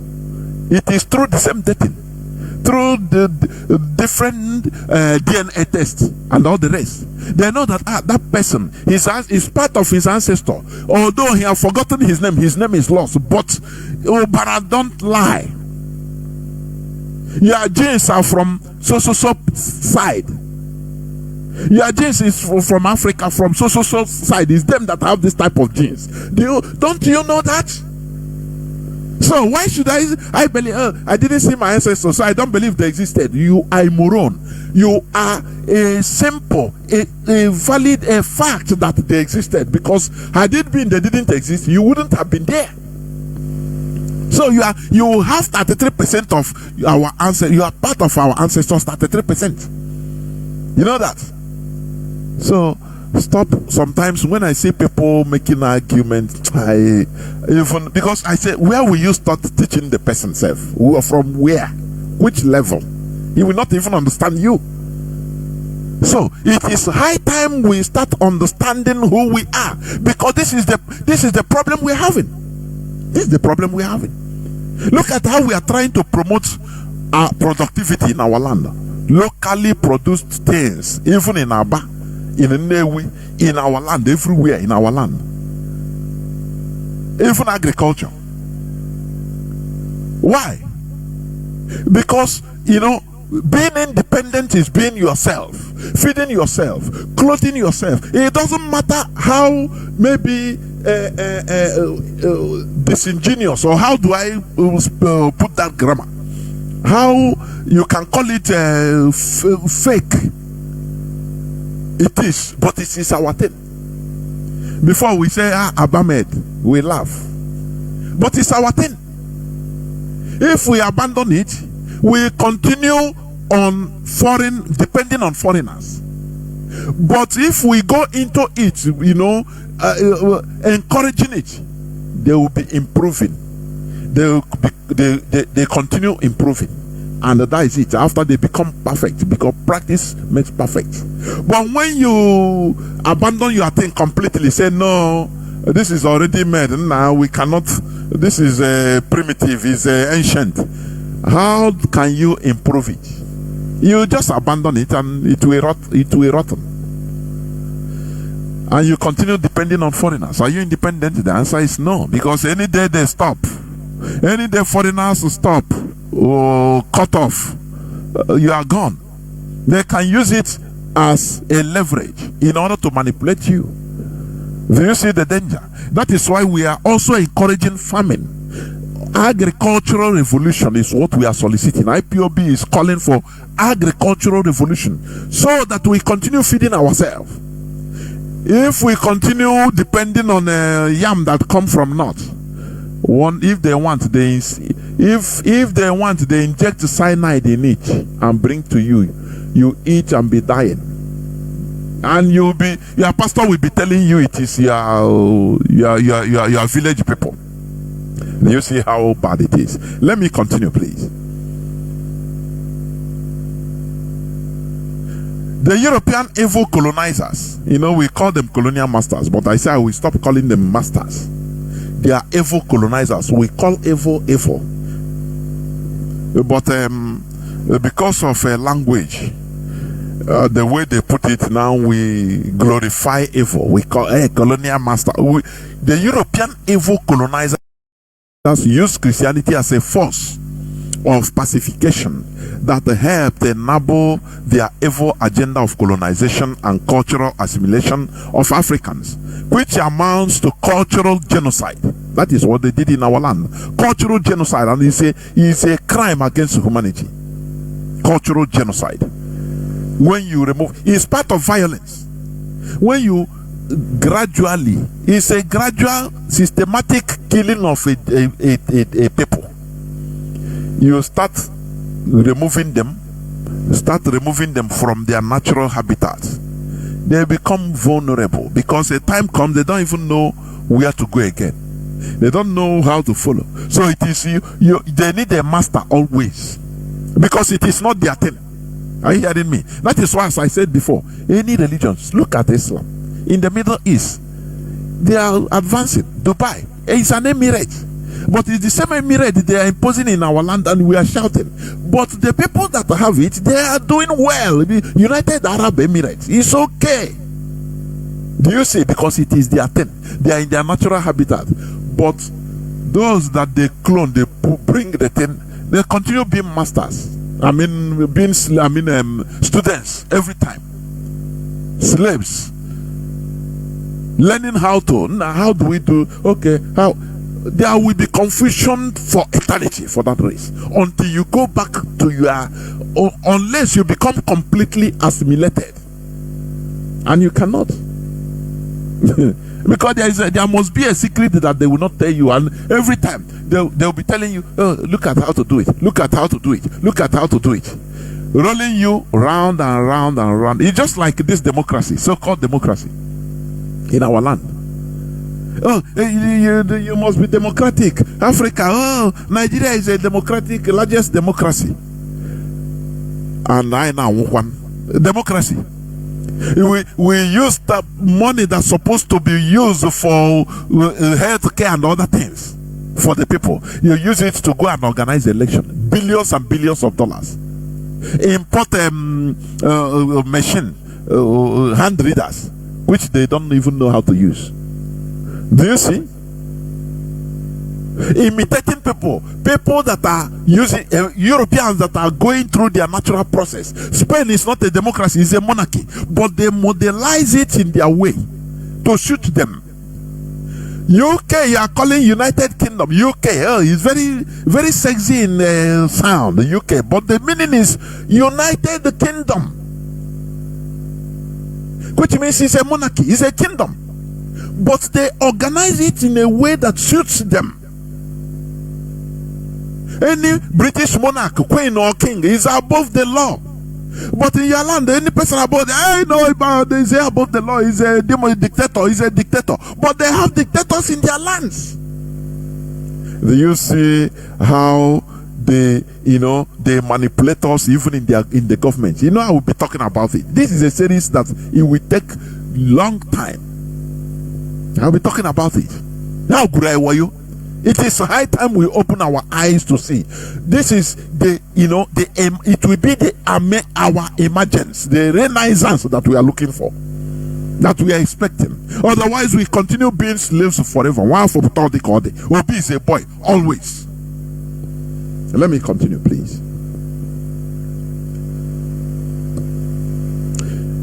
Okay. The entire missionary enterprise in Africa is part of the machinery of Western cultural imperialism. That is cultural colonization. That is it. Okay, listen. In 1596, listen, what I'm saying, I always bring out the historical facts, please. In 1596, a Spanish Manila galleon, that is a ship, they call it galleon that time. A Spanish Manila galleon, that is a Spanish ship, became wrecked on the coast of Shikoku in Japan. Its pilot, upon being interviewed, revealed to the Japanese authorities that it was the Spanish modus operandi to subvert native societies from within via mass Christian conversion prior to conquest. Do you see? Do you see that they use Christianity as a weapon of conquest? These are historical facts. As the ship wrecked, a Spanish ship, in 1596, they rescued them. Now they interviewed the people. Now they carried the ship captain. They interviewed him. He revealed to them that, look, what this Spanish and Portuguese, what European we are doing, it's like that. We are always using religion in order to subvert, cause problem from inside. When they come as harmless people. Oh, they are preaching peace. They are preaching there is one God that born child in their land, or you believe. Now some laugh, some say, but before you know, as they continue talking and talking, which they call evangelism, they continue talking, before you know, through different methods, financial inducements, different methods as they wish, or as they deem fit. You will see some locals start following them. Before, a curious monkey always fall victim. He go from there. They now baptize him, make him great, put him. He said, "Nah, this thing good. Though. He become rich. He become wealthy. From there, he will be getting others. Before you know, now they subvert the person, the people. Now they start teaching them." In order to hate their king. That any person that tell you not to serve God, don't you disobey. Is it not what is happening in our land? That's why you see a woman in our land. You see they turn women against their husbands. It's happening in my face. What they start preaching? If your husband don't want you to come to fellowship, know that he's devil. Don't obey. It's better you obey God than obey your husband. They have put confusion. You see, a very obedient and lovely family will now become divided. The wife now will start anything, because that is brainwashing. They program you. Why not? They know that the effect is coming. Don't worry. A man will come from work. No, where is my food? Nah, I went to fellowship now. Will I start serving you other than serving God? So where be now? That is how their modus operandi. And you think that all these things is not worthy of talking about? Is that what you're saying? Now, when they interviewed this man, he revealed to the Japanese authorities that it was the Spanish modus operandi to subvert native societies from within via mass Christian conversion prior to conquest. Then, Toyotomi Hideyoshi, chief advisor to the emperor at that time, commenced the first legal suppression of Christianity at that time because of the information they got. That was the reason why Japan started fighting against Christianity. From 1596, they declared Christianity persona non grata in Japan.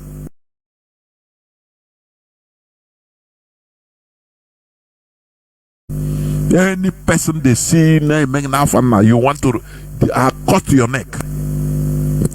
Today, you are dying to go to Japan because there are more factories in Japan, more than even people that are there. Do you see? When you say, because of these are things they fought, evil they fought in their land. But when they come to, you are only seeing result.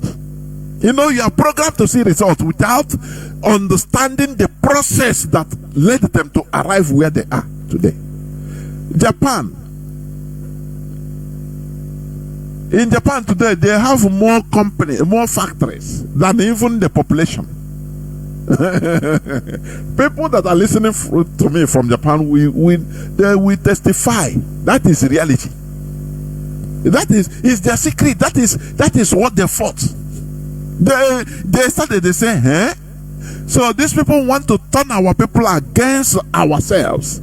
That the shrines we have in Japan are evil. Our ancestors are evil. They say, no, we cannot accept this. They turned against them.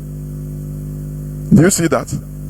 Now, in 1825, the military scholar Aizawa Seishisai is a Japanese name, published a series of essays to be presented to the Tokugawa government on, among other things, the threat to Japan's sovereignty posed by Christianity. You know, they saw it as a national threat, national security threat.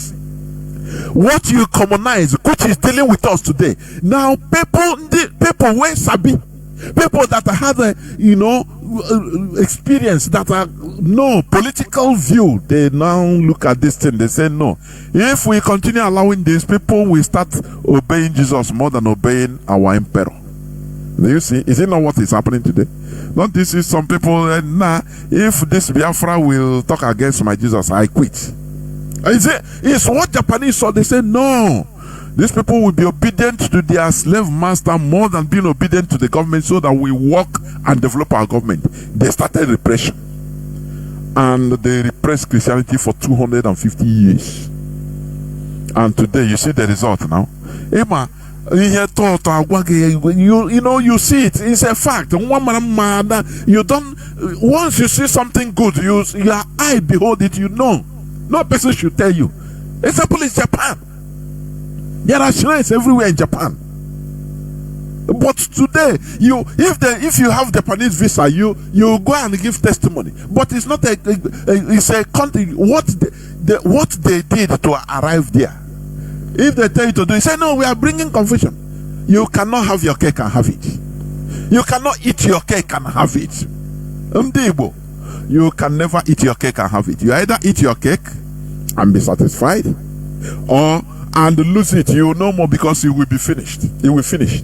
Or you are hungry and you are looking your cake in your hand. You are looking at it, watching it, how beautiful it is. So, but you cannot eat your cake and still have it. So one thing must give room for another. When you choose to go spiritual, you want to be spiritually powerful, whereas physically you are nothing. Physically you are nothing. Reality is you are nothing. Which one you want? Japan choose the hard way. Are you hearing me? Now, this man released a report. In it, he suggested that European and American powers use Christianity as a cultural weapon by which native populations could be turned against their own governments in order to facilitate conquest and colonization. Is it not? Is it not the reason today you call once in America, hey, God's own country, hell, your own? He said, no. You start remembering what they told you that your ancestors did. Oh, they said they killed the twins. Oh, they say it's foreigners that come and told you. Without change. I'm telling you.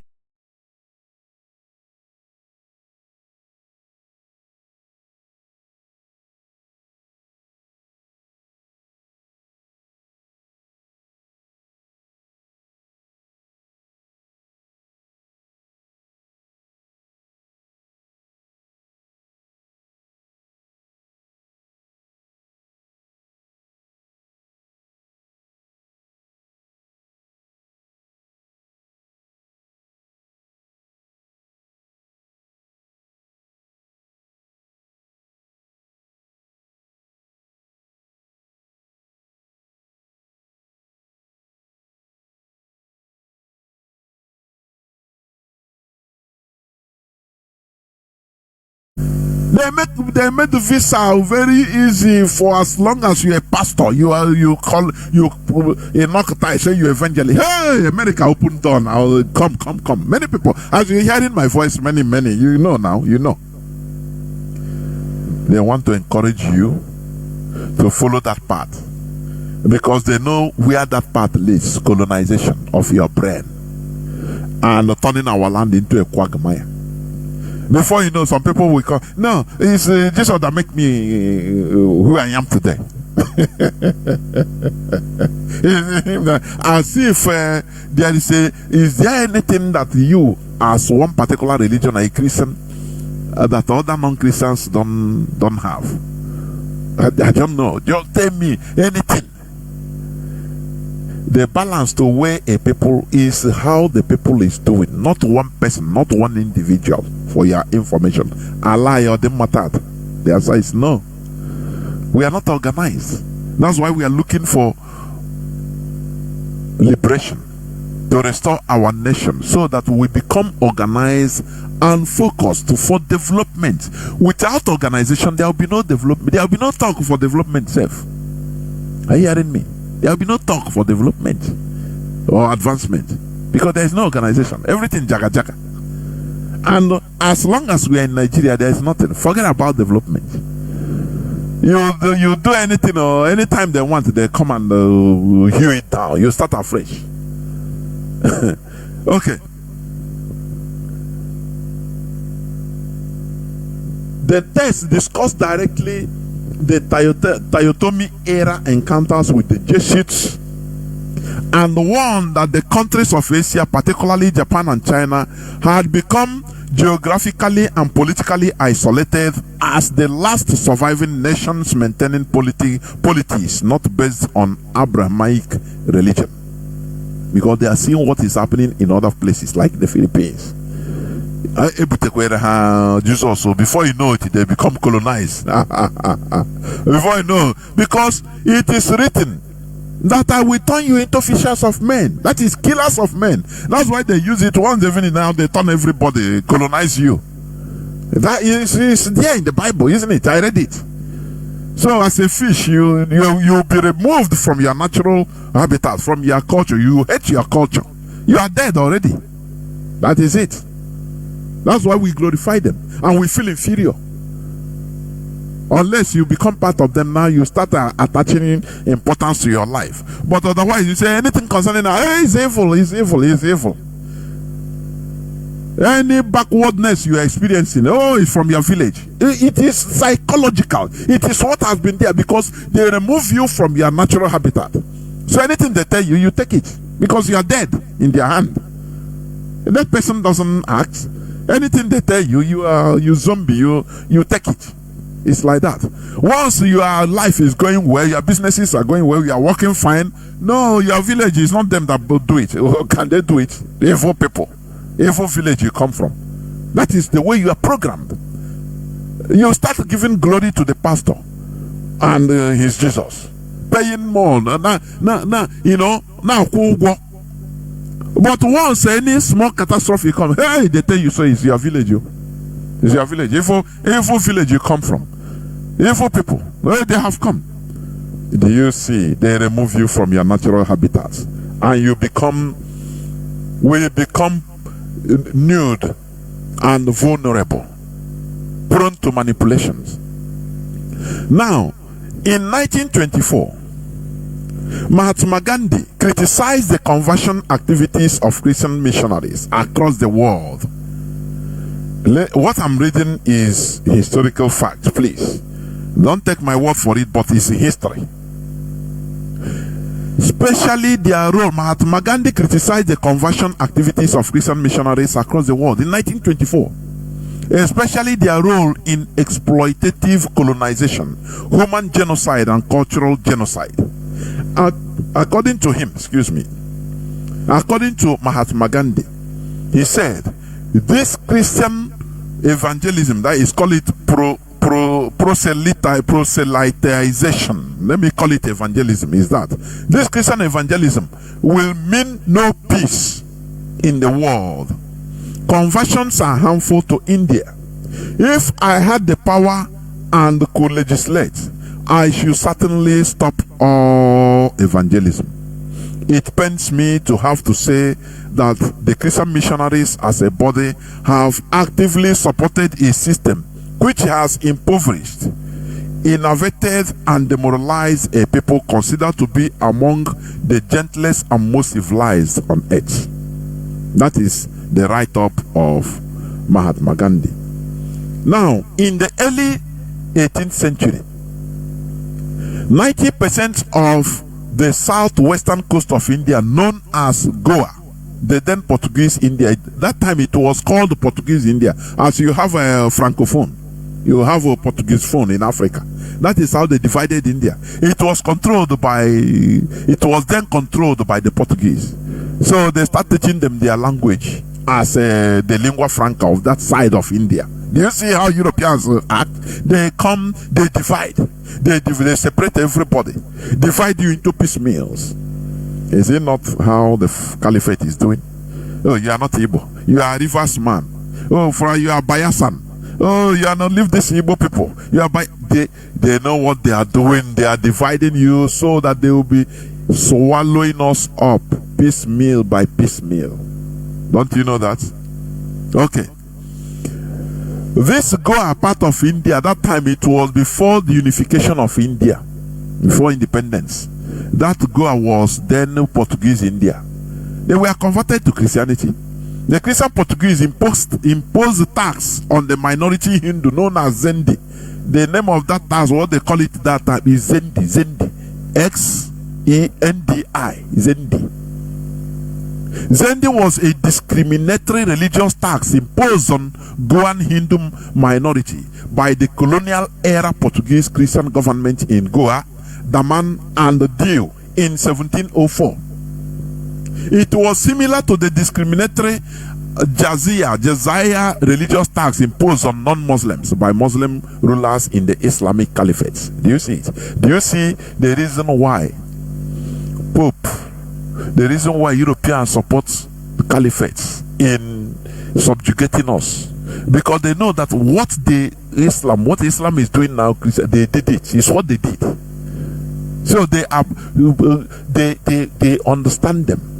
Because sometimes, even in history, sometimes Muslim they help Europeans in order to subdue native Africans or native indigenous people.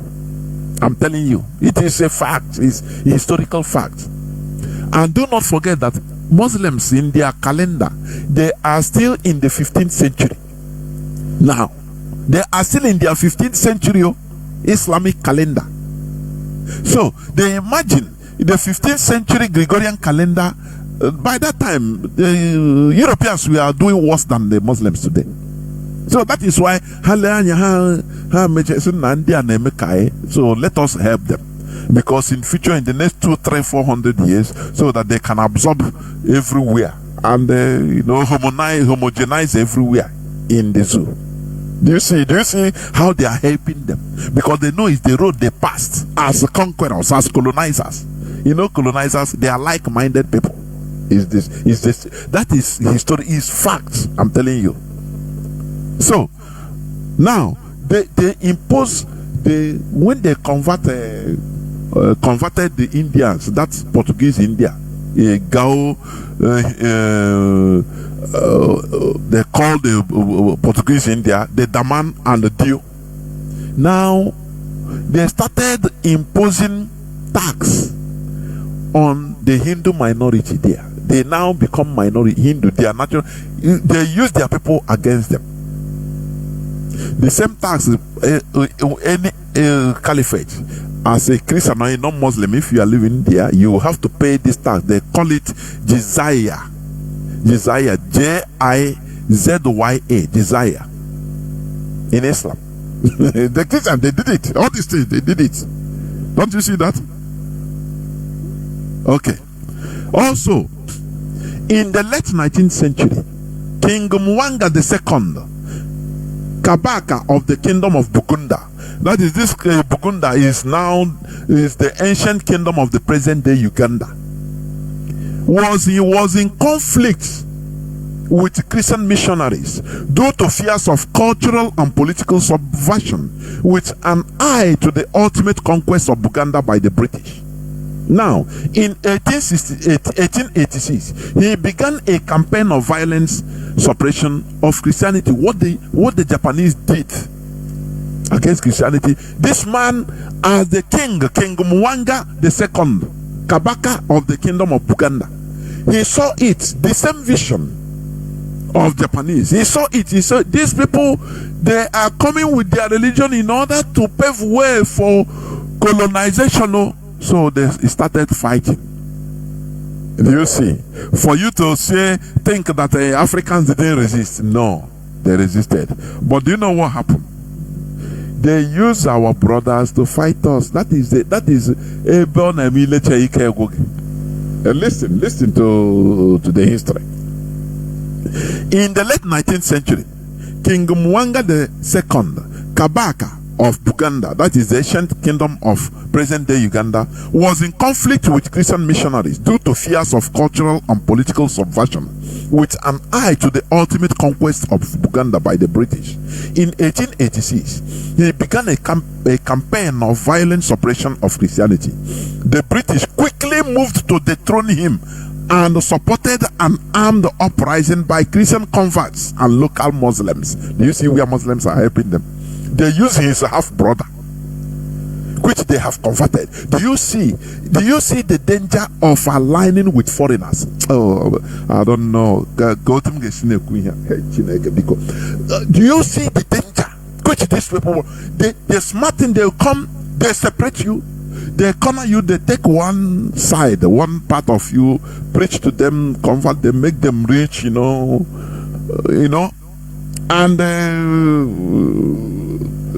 it becomes their foot soldier, become their agent. Is it not the same system that the caliphate is using today in Nigeria? They use people that we hate, that are not representing us, they impose them on us. Hope Uzodinma is the current number one. Peter Mba is also there. They impose them on us, and they start committing atrocities against us to bend us for the caliphate. That is what Britain did. So when you see Britain supporting the Fulani, they saw them as the same character. They have the same characters. Are you hearing me? They didn't learn it from Britain, for your information. They didn't learn it from Britain. It is because they are colonizers by nature. They are colonizers till today. So they have some characteristics that are similar to Europeans. For your information, when they come, they promote some people. Now look at what is happening in Ebonyi State, in Afikpo. They build the biggest madrasa, that is Islamic school, and they start using money, enticing people, Igbo people, converting them. They are raising hordes of soldiers that will fight us. I know now so that when you rise up to now they will use Islam to manipulate them. Say, how can you obey the infidels? It doesn't mean that, even if they are your blood brothers, it doesn't matter. You have to obey God. They call being on their side as being in the side of God. The same thing Christianity is doing. Don't you see that? Causing rebellions in our land. It's the same thing. They use God manipulate you. Now instead of you obeying your Gentile, your Gentile brother, obey God. Who is God? Him. Is him God to you? So you be on his side in order to serve, because he brought you a new concept, a new ideology, a new religion that you didn't know, turning you against yourself. It's the same system that Ottoman Danfodio used to conquer Hausas today. And today the Hausas, they are slaves of the Fulani. Just the same thing. They use religion, turn them. Say, no, King Yunfa is supporting it, no matter he's a Muslim, but he's not a full-fledged Muslim. So you people should get rid of him. And he turned the people against one person. Don't you see that? It's what the British did. They did it to the king of Buganda. They did it to our people also. And people remember this? No. They tell you now, our people are primitive. If people are primitive, so primitive and disorganized, how can we resist the British European onslaught for 31 years? Do you know what is 31 years? This struggle is barely, is it 10 years or 12 years, and you are becoming tired. But imagine people that resisted for 3 decades and you don't praise them. Every time you say your ancestors, you are this and that. Our ancestors are more knowledgeable than us by 1,000 times. I'm telling you. We are trying to restore our brain so that we become who we were. We become, resistant. We become resilient in what we are doing. 31 years, is it 31 days? We are British army, they will go to villages and communities and burn, kill any person they see. But that is what the Nigerian army is doing till today. They learn it from the evil colonial Europeans. Evil colonial Britain. It's what they are doing today. Look at what they did in Oklahoma, in Delta State. It's the same thing. But our people that time, they resisted for 31 years. Are you hearing me? Okay. Now, they used this man's brother against him because they converted him. In 1886, he became, that is the king of Buganda, present-day Uganda. He began a campaign of violent suppression of Christianity. The British quickly moved to dethrone him and supported an armed uprising by Christian converts and local Muslims. He was swiftly defeated by a force under his half-brother, a Christian convert, at Mengo Hill in 1888. That is after 2 years. After a period of political unrest, King Mwanza, they are telling you political unrest in a place that pre-European colonial era. But they will tell you that Africans, we didn't have governments, we were savages. That is lie from the pit of hell, because they destroyed every of our civilization and looted it. Anyone they can loot. Where is what of the pyramid of wood? They destroy something until they destroy pyramids. Heaps of pyramids, they destroy it. For you to understand the wickedness these people have against black race. The Great Wall of Benin Empire, that was spread about 13,000 kilometers, more than the Great Wall of China. They made sure they destroy everything so that nothing remains, so that you don't see anything to remember that your ancestors were a very, very mighty set of people. 13,000 kilometers worth of wall. We are on that wall, on the wall of the Great Wall. On the walls, the sides of the Great Wall was inscribed different things, mathematics, how to learn wizardry, mathematics, which wizardry formulas, everything that our future generations can learn and advance it. The Europeans, they made sure, they say no. If we leave these write-ups, their generations coming will learn this, and they will pursue us from this earth, because this is advancement. Don't you see how they are learning in Egypt? They made sure, even Egypt, they made sure they have a course. They call it Egyptology. The only country in the world they now use the name Egyptology, so that you major in it, become a PhD, a doctorate holder of Egyptology. There is nothing like Franceology or Americology. Egyptology, because they are learning what black people, the civilizations we had at that time. But do you know that? You don't know, because you are a zombie now. You have been manipulated. You don't study history. You thought that Egypt is Egyptians are those Arabs there now, no? And the Europeans that came only 7th century ago, many of them.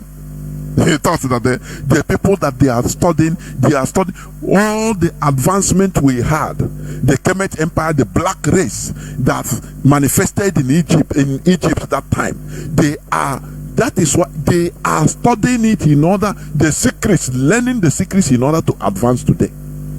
But you have been manipulated to believe that our ancestors are nothing. Whereas they are absorbing the knowledge of our ancestors and advancing. Because the solution starts from knowing, acknowledging the facts. Once you acknowledge the fact, now you start looking for solution. That is it. But you don't know. They program us to believe that our ancestors, they are good for nothing. They didn't know anything. And they are evil. All of them are demons. In the Bible, no and Quran, no black name, no black indigenous name is angel. All is Jibril or Gabriel. All are European names. Everything. Don't you think about this? And they want you to you think that you can excel in this world without knowing all these facts and pushing up and saying no to this, because this is mental colonization. How can God, the angel, everything, good things, all are foreigners? Africans are forgotten. We just come in this world to we escorted others into this world. We are not players in this world. Whereas they are learning our secrets from what they looted in Africa and Egypt. They are studying today. Rounded themselves up with the Arabs, all the same. They call Egyptology. Before they grant you access to some certain places in Egypt, no way. Don't you see the Sphinx of Pharaoh? All the things, all the men, which actors, kings, Pharaoh, all those things, most of them remove their nose, because they don't want you to know the fact that all these civilizations are you, black people. They make you believe that it is all these are white Arabs which came there yesterday. Oh, Chinekele, how I wish that our brains will be open. Now we'll be singing one song. Hey, I say no, we can listen, we not go agree again. No, we start action, honestly, but we must continue. No going back. Okay. Now, when this man used his half brother, a Christian brother, fighting for Jesus against his own brother that is fighting for the success, for the advancement of their people, of their country, they use his brother against him, the king of Buganda. After a period of political unrest, King Mwanga agreed to surrender his temporal powers to the British East African Company in exchange for being allowed to normally return to the throne. Thereafter, the Kingdom of Buganda became essentially a British protectorate and was politically defunct. That is defunct, that is no longer functioning or no longer effective. It became a past. You know, as they are saying that Biafra is defunct, but no. We are reviving it, and we are heading there. Christianity played a central role in colonial efforts, allowing Christian missionaries to colonize the conscience and consciousness of Africans, thus instilling the belief that any non-Christian spiritual ideas are inferior to Christianity. That is what they made us to believe, echoing the colonial hierarchical view of culture. That is the hierarchy of the evil colonial Europeans is superior to all. That's why when you go and bow down to a white image, white Jesus, white Mary, but then you say no, RC is idol. That word idol is not RCO, for your information. We don't have anything that is idol in Igbo language. They brought it to us now. Just as they say Satan is equency, it's them that it translated it. Say, what is this in your? He said, no, this our deity is equency. They say, is it the Satan? Put it. So the same way, idol, we don't worship idol. We don't worship idol. Alok was say just like a police reporting to police. So you make it buy an arrow. Say Alok was say. It's like even in the Bible, cherub. That will be the talk for another day, please. Okay. The swift European colonization of the African continent, as crystallized by the Berlin Conference of 1884-85, would have been impossible without the insidious role played by Christian missionaries. Do you know the meaning of insidious? The meaning. Check it. Insidious. That is, it means proceeding in a gradual, subtle way, but with very harmful effects. The worst poison, insidious. That is what they use to describe Christian conversion of Africa. Very insidious. They use it to poison you. Now they wait. They know that the effect will not come now. Don't you see? Since how long they poison us with their religion? Since 1857. Now the effect is now. The effect is now. Don't you see it? And we start blaming each other. Hey, blame uncle, but you don't know the real cause of this thing, because they remove us from our natural self. They have fished us, so we are now zombie in their hands. Are you hearing me? Okay. Now, therefore, when you see or hear some of our people condemning and demonizing our cultures, it is the European mental colonization which brainwashed us into accepting that our indigenous culture as inferior, which is very dangerous to our quest for genuine liberation. It is a cultural genocide committed by the evil European colonialists. That is what we are suffering today. It is the continuous colonial legacy in our land. This is where I'm going to stop. I know time is not in my favor. I'm going to stop here so that when I come back, I will open the lines so that people will start calling in. If you have opposing argument, please do not hesitate. Do not hesitate to bring it. It is, the condition I always give is as long as we remain civil. As long as you remain civil, not ranting. I hate ranting because ranting does not solve anything. You are just making noise, making vocal noise, nothing more. Nobody understands nothing. You are just no. Let us be reasonable. We are brothers. You understand? We must disagree to agree and agree to disagree. That is how we are. Therefore, as I said, I will go into a few minutes break so that when I come back, I will open the lines. Do not go away. I'll be right back. E-Rapture Media, IPOB call to action. Biafrans return to farming. Invest in agriculture.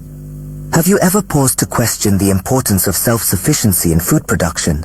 Food self-sufficiency, or the ability of a nation to feed its own people from its own resources, plays a pivotal role in securing a country's future. It's more than just filling our bellies. It's about nourishing our economy, our workforce, and our independence. Imagine being at the mercy of external sources for your daily bread. It's like a constant game of tug-of-war at where your sustenance is the rope. Any moment the balance could tip and you'd be left scrambling for resources. This reliance could pose potential threats to national security and economic stability. Outsourcing our food needs puts us in a vulnerable position, susceptible to price hikes, supply chain disruptions, or even political manipulations. But let's flip the coin and look at the benefits of self-sufficiency in food production. Firstly, it empowers our economy. When we invest in agriculture, we're not just planting seeds in the soil, we're sowing the seeds of economic growth. The farm-to-table journey involves many hands, from farmers to transporters, from retailers to restaurateurs. Each link in this chain represents a job, a livelihood, a boost to our economy. Secondly, it ensures food security. By growing our own food, we can control the quality and quantity of our produce.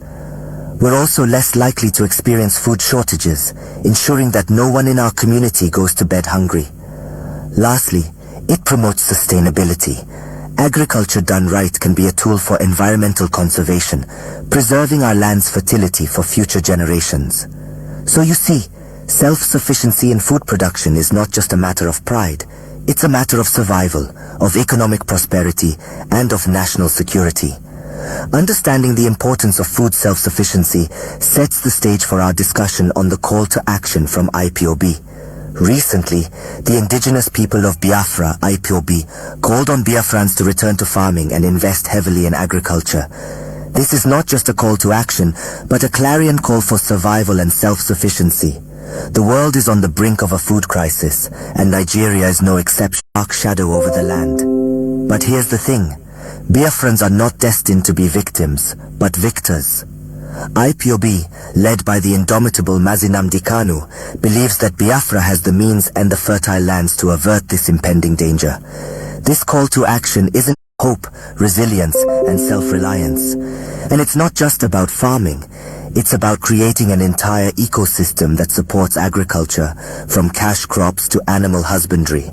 It's about building agricultural cottage industries that process and preserve agricultural products for export, turning Biafra into a powerhouse of agricultural productivity.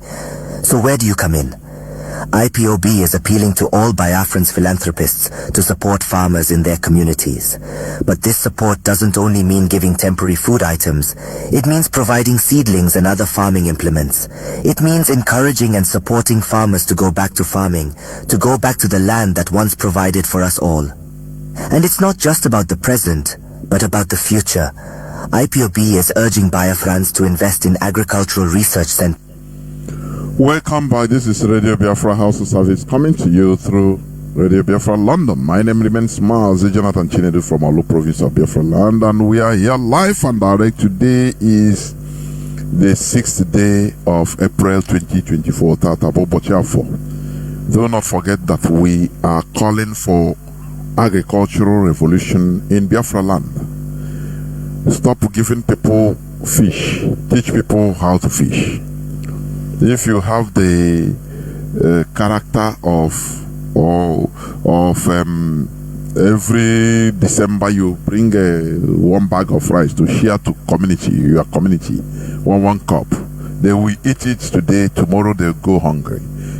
Please give them seeds, buy them agricultural seedlings, please, so that they will encourage them. Anything, if there is if you can organize a farming competition whereby you tell them, you put a prize even in your community. Any person that can the highest that have the highest ban, next December you will have so prize. All these are incentives in order to encourage our people. That is what we are, because he who feeds you controls you. We need to be independent in our agricultural produce so that we can be feeding ourselves. Our lines are now open and people are lining up already. Biafrans are lining up. They have lined up already. Our direct line as usual is +1 213 328 6224. I repeat, +1 213 328 6224. Our WhatsApp and Signal line is +61 405 142 547. I repeat, +61 405 142 547. Remember, you can also call and disagree with what I said, but let us have a civilized debate. All of us cannot agree at the same time, but we know that we are brothers. We are not fighting. It is not personal. Bring your facts and take questions from me if there is any. Also, you can ask a question so that we discuss as brothers, please. Try to limit your contribution to just few minutes, please, so that other people we also like to be calling. I have callers already lining up. Caller on Signal, you are the first caller. Mazi Oba, I think it is you. Can you hear me? Oh, reconnecting. Mazi Oba, is just now that you are reconnecting. I don't know. I don't need to waste any time. Let me go to caller on WhatsApp. Caller, I think you are in Italy, but you are calling with another country's number. I know. Mazi Oba, you dear Mazi Oba. Caller on Signal. Can you hear me?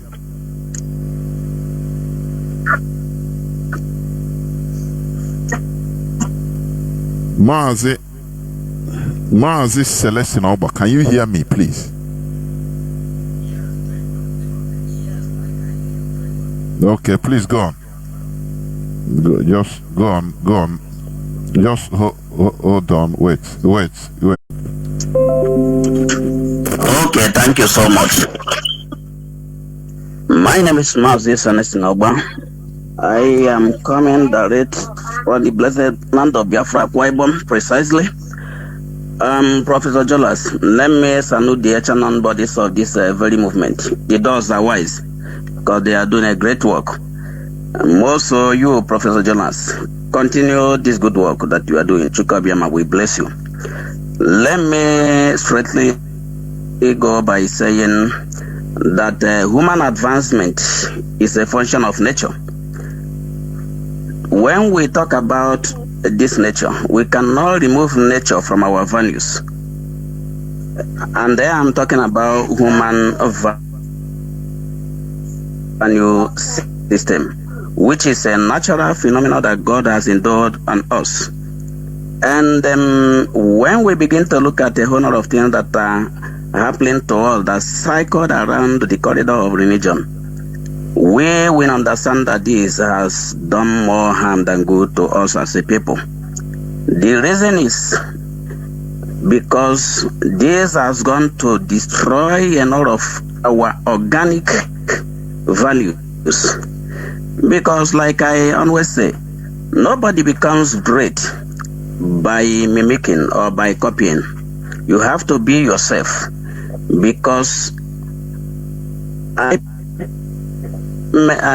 pinpointed that of nature, and whereby we have adopted our own way that God has created us with, and they copy others. Therefore, that we can be degraded, because some of the things we are copying are new to us. Some of the things we are copying are things that we don't know.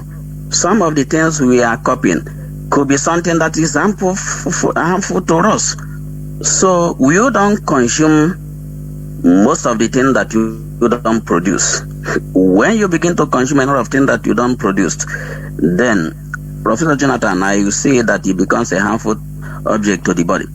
This very two dominant religion, I've always seen it as a conquest to the people. Because what does it do to us? What it does to us is to target our sense of reasoning and get it destroyed. And the way become like a kind of a deaf and a dumb, because your mental toughness will not be there again, and you will lack the ability to question a whole lot of things around you. Mind you that the world cannot function without the question of how and the how and the why. That is one of these core bases of technology and the sciences. So because this how and the why prone you into research, and when you are meant, as we are meant to believe, some of all these historical antecedents that happen in different countries, then we become believers rather than, people who can ask questions. Anything that comes our way, we benefit because we were asked to believe. You believe without saying. And it is Mazi, do you know one of the where it is one funny thing is it is even authenticated in the Bible. Blessed are those that did not see but believe.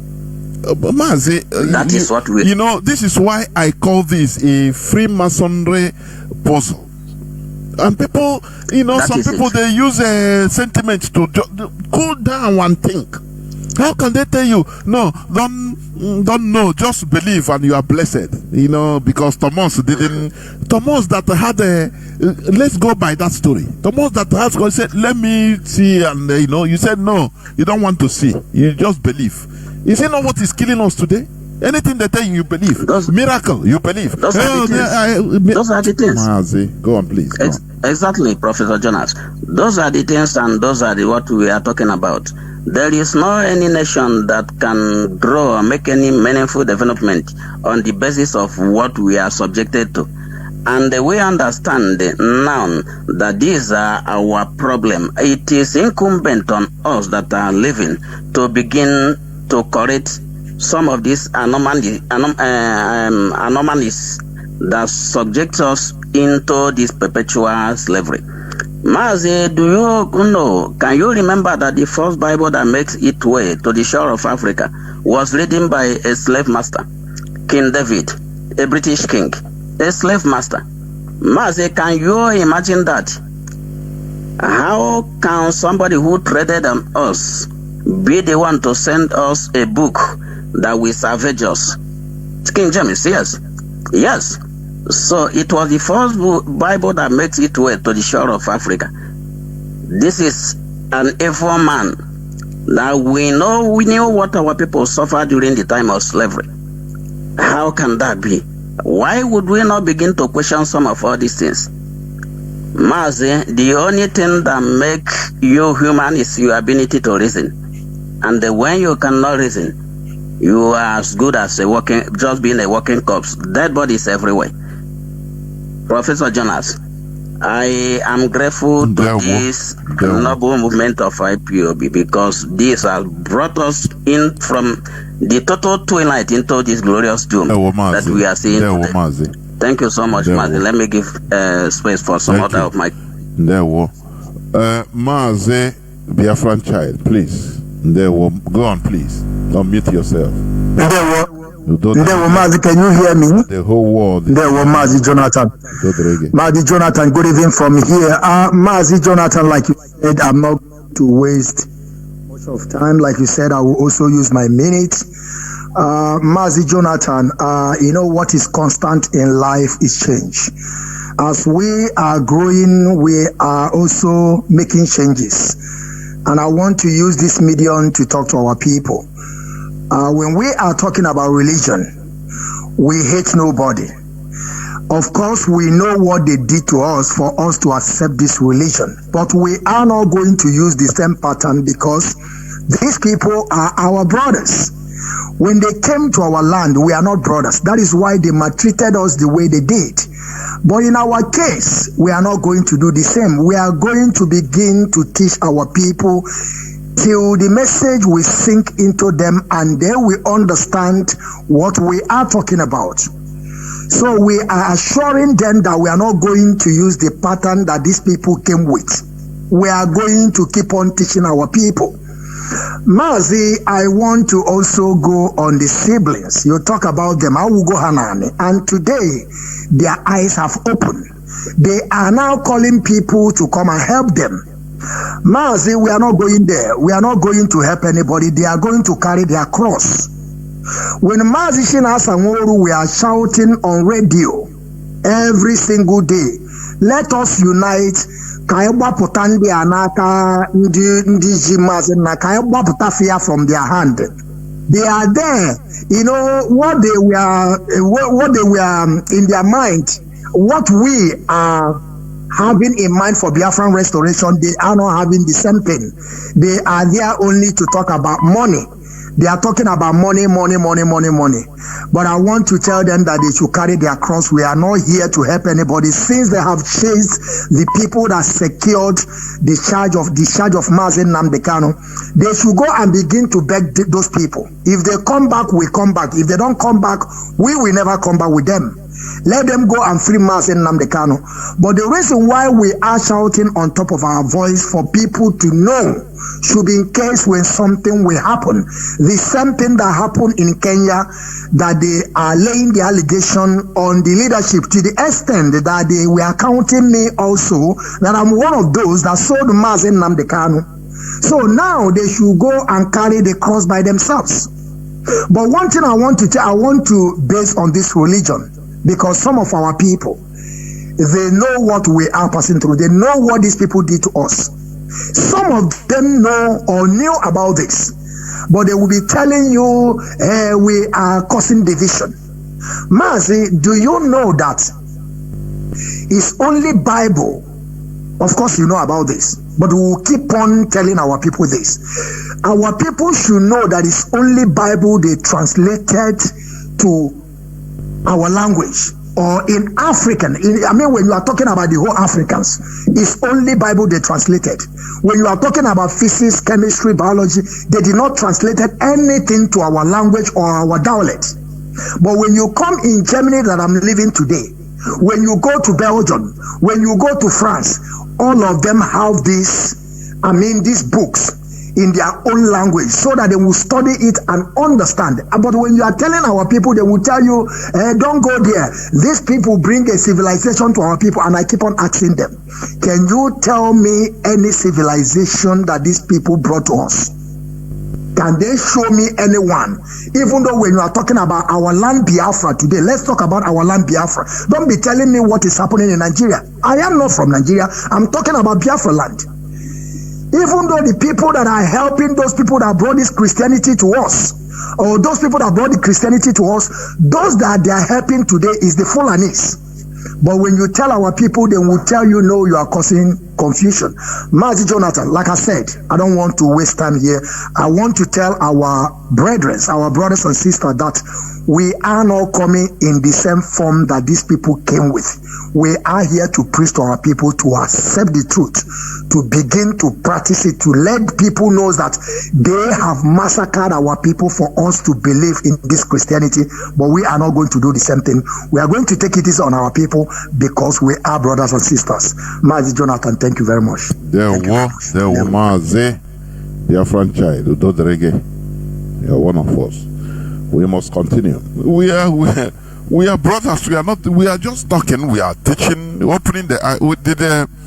How did Mazi Nnamdi Kanu brought us into this fold? Did he beat us? It is the same teaching. That is it. Many people were saying, "Oh, you are causing confusion. The way you talk. Oh, you want to cause." But today they have found out that I used to say it.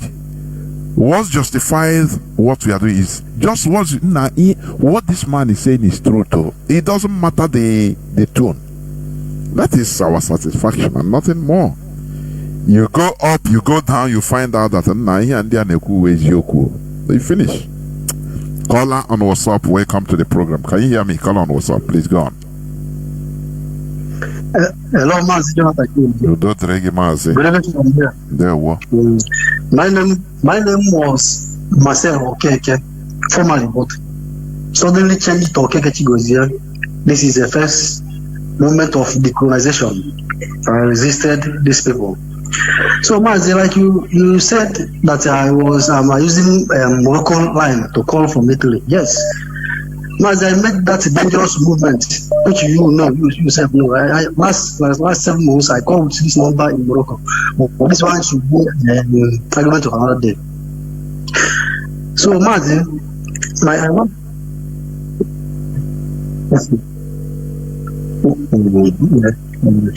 So, Mazi, I want to make my contribution like this. 2 things I want to keep here today. One is this sibling of iniquity of our leader Mazi Nnamdi Kanu. Let me make it like this.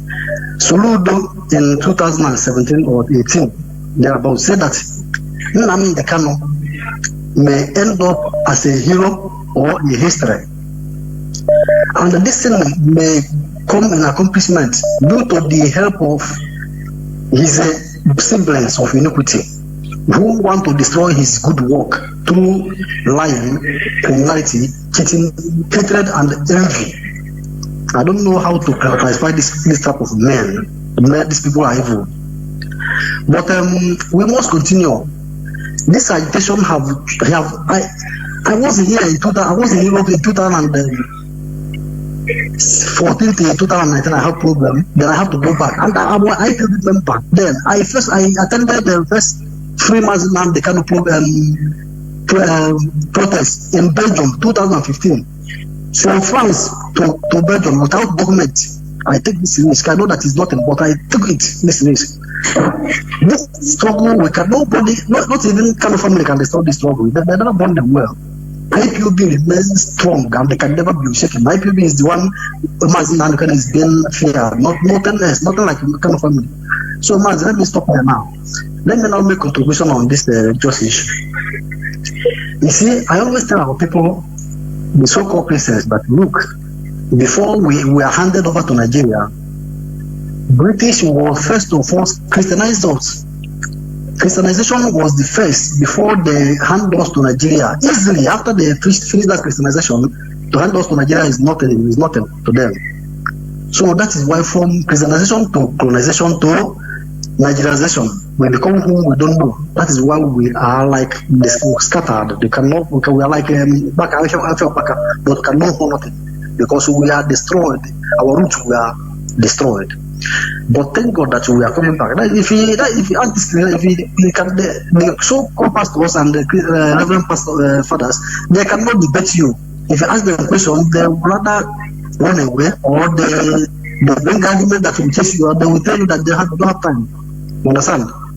If you ask them question, Mazi, this is the worst. That is the worst thing in this. It's frustrating. No, you cannot ask question. You cannot. They cannot even debate logically. Normal brotherly debate. And ask question. No. They tell you that no, carnal mind. You cannot understand. It's a thing of spirit. All they can do that is working local. Inside the ocean. Go on, please. Sometimes I feel frustrated. This is the main key of our freedom. This discussion. That is the main key. If we will free our mind, to free ourselves from Nigeria, just one day we are gone. Nigeria. What is Nigeria? The main key that holding us this religion, and this we have found it, and we will continue to fight it. Whatever it takes, you understand? We must fight it, and I'm happy that our people, non-IPOB members, are even more on it. But some people want to take advantage. Some of those native daughters, we want to go back to our religion. They now start scamming people again. That's so that they will say, "Oh, is this what you want us to do?" But we must continue because we must get the root of the problem and solve it so that everybody will become who we are before they come. So, my Jonathan, this is where I want to stop. Thank you very much. We'll see you. Thank you very much. Thank you. Caller on direct line. Let me go to caller on direct line. Caller on direct line. Can you hear me?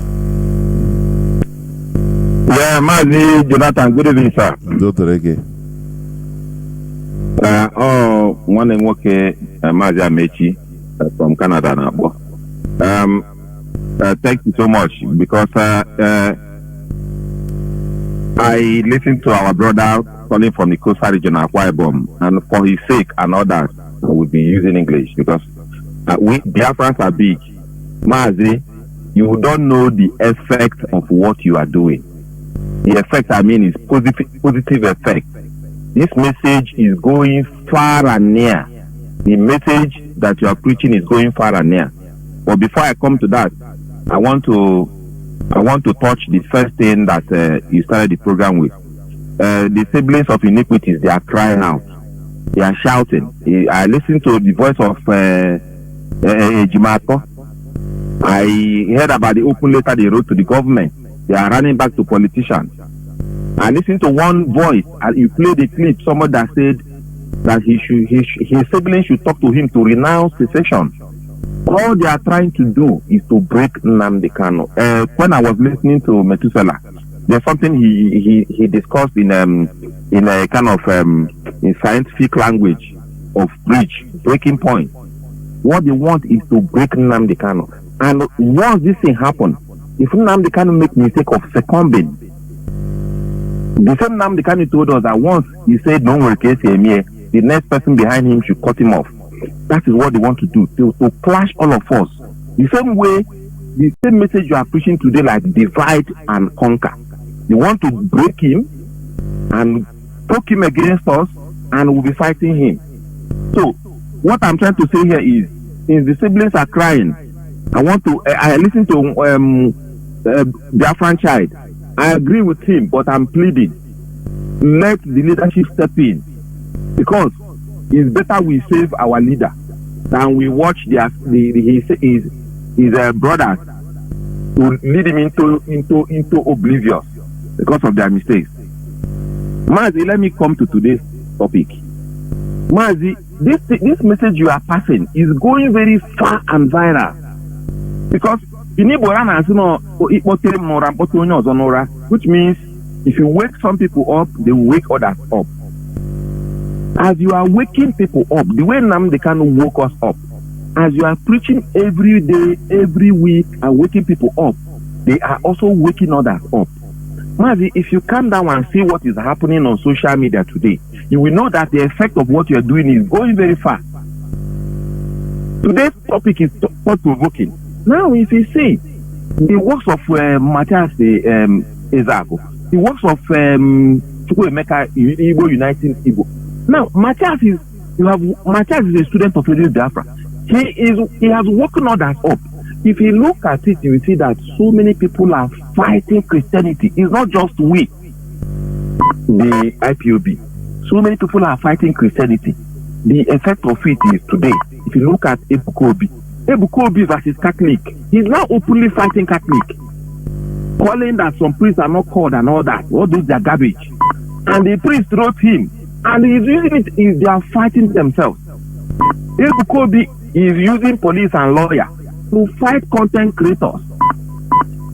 If you look the other side, you see Pastor Damina. There's one outspoken Pentecostal pastor. He is fighting with Redeem because he's challenging certain lies that Adebo is saying. And the Redeem pastors are fighting him. If you look at Fadoloma is fighting Matthias through his long jargon. And look at the public. He is fighting Fadoloma. Now, my Mazi, if you watch what happened 2 days ago, Apostle Suleiman went to Cameroon to do this their normal nonsense crusade.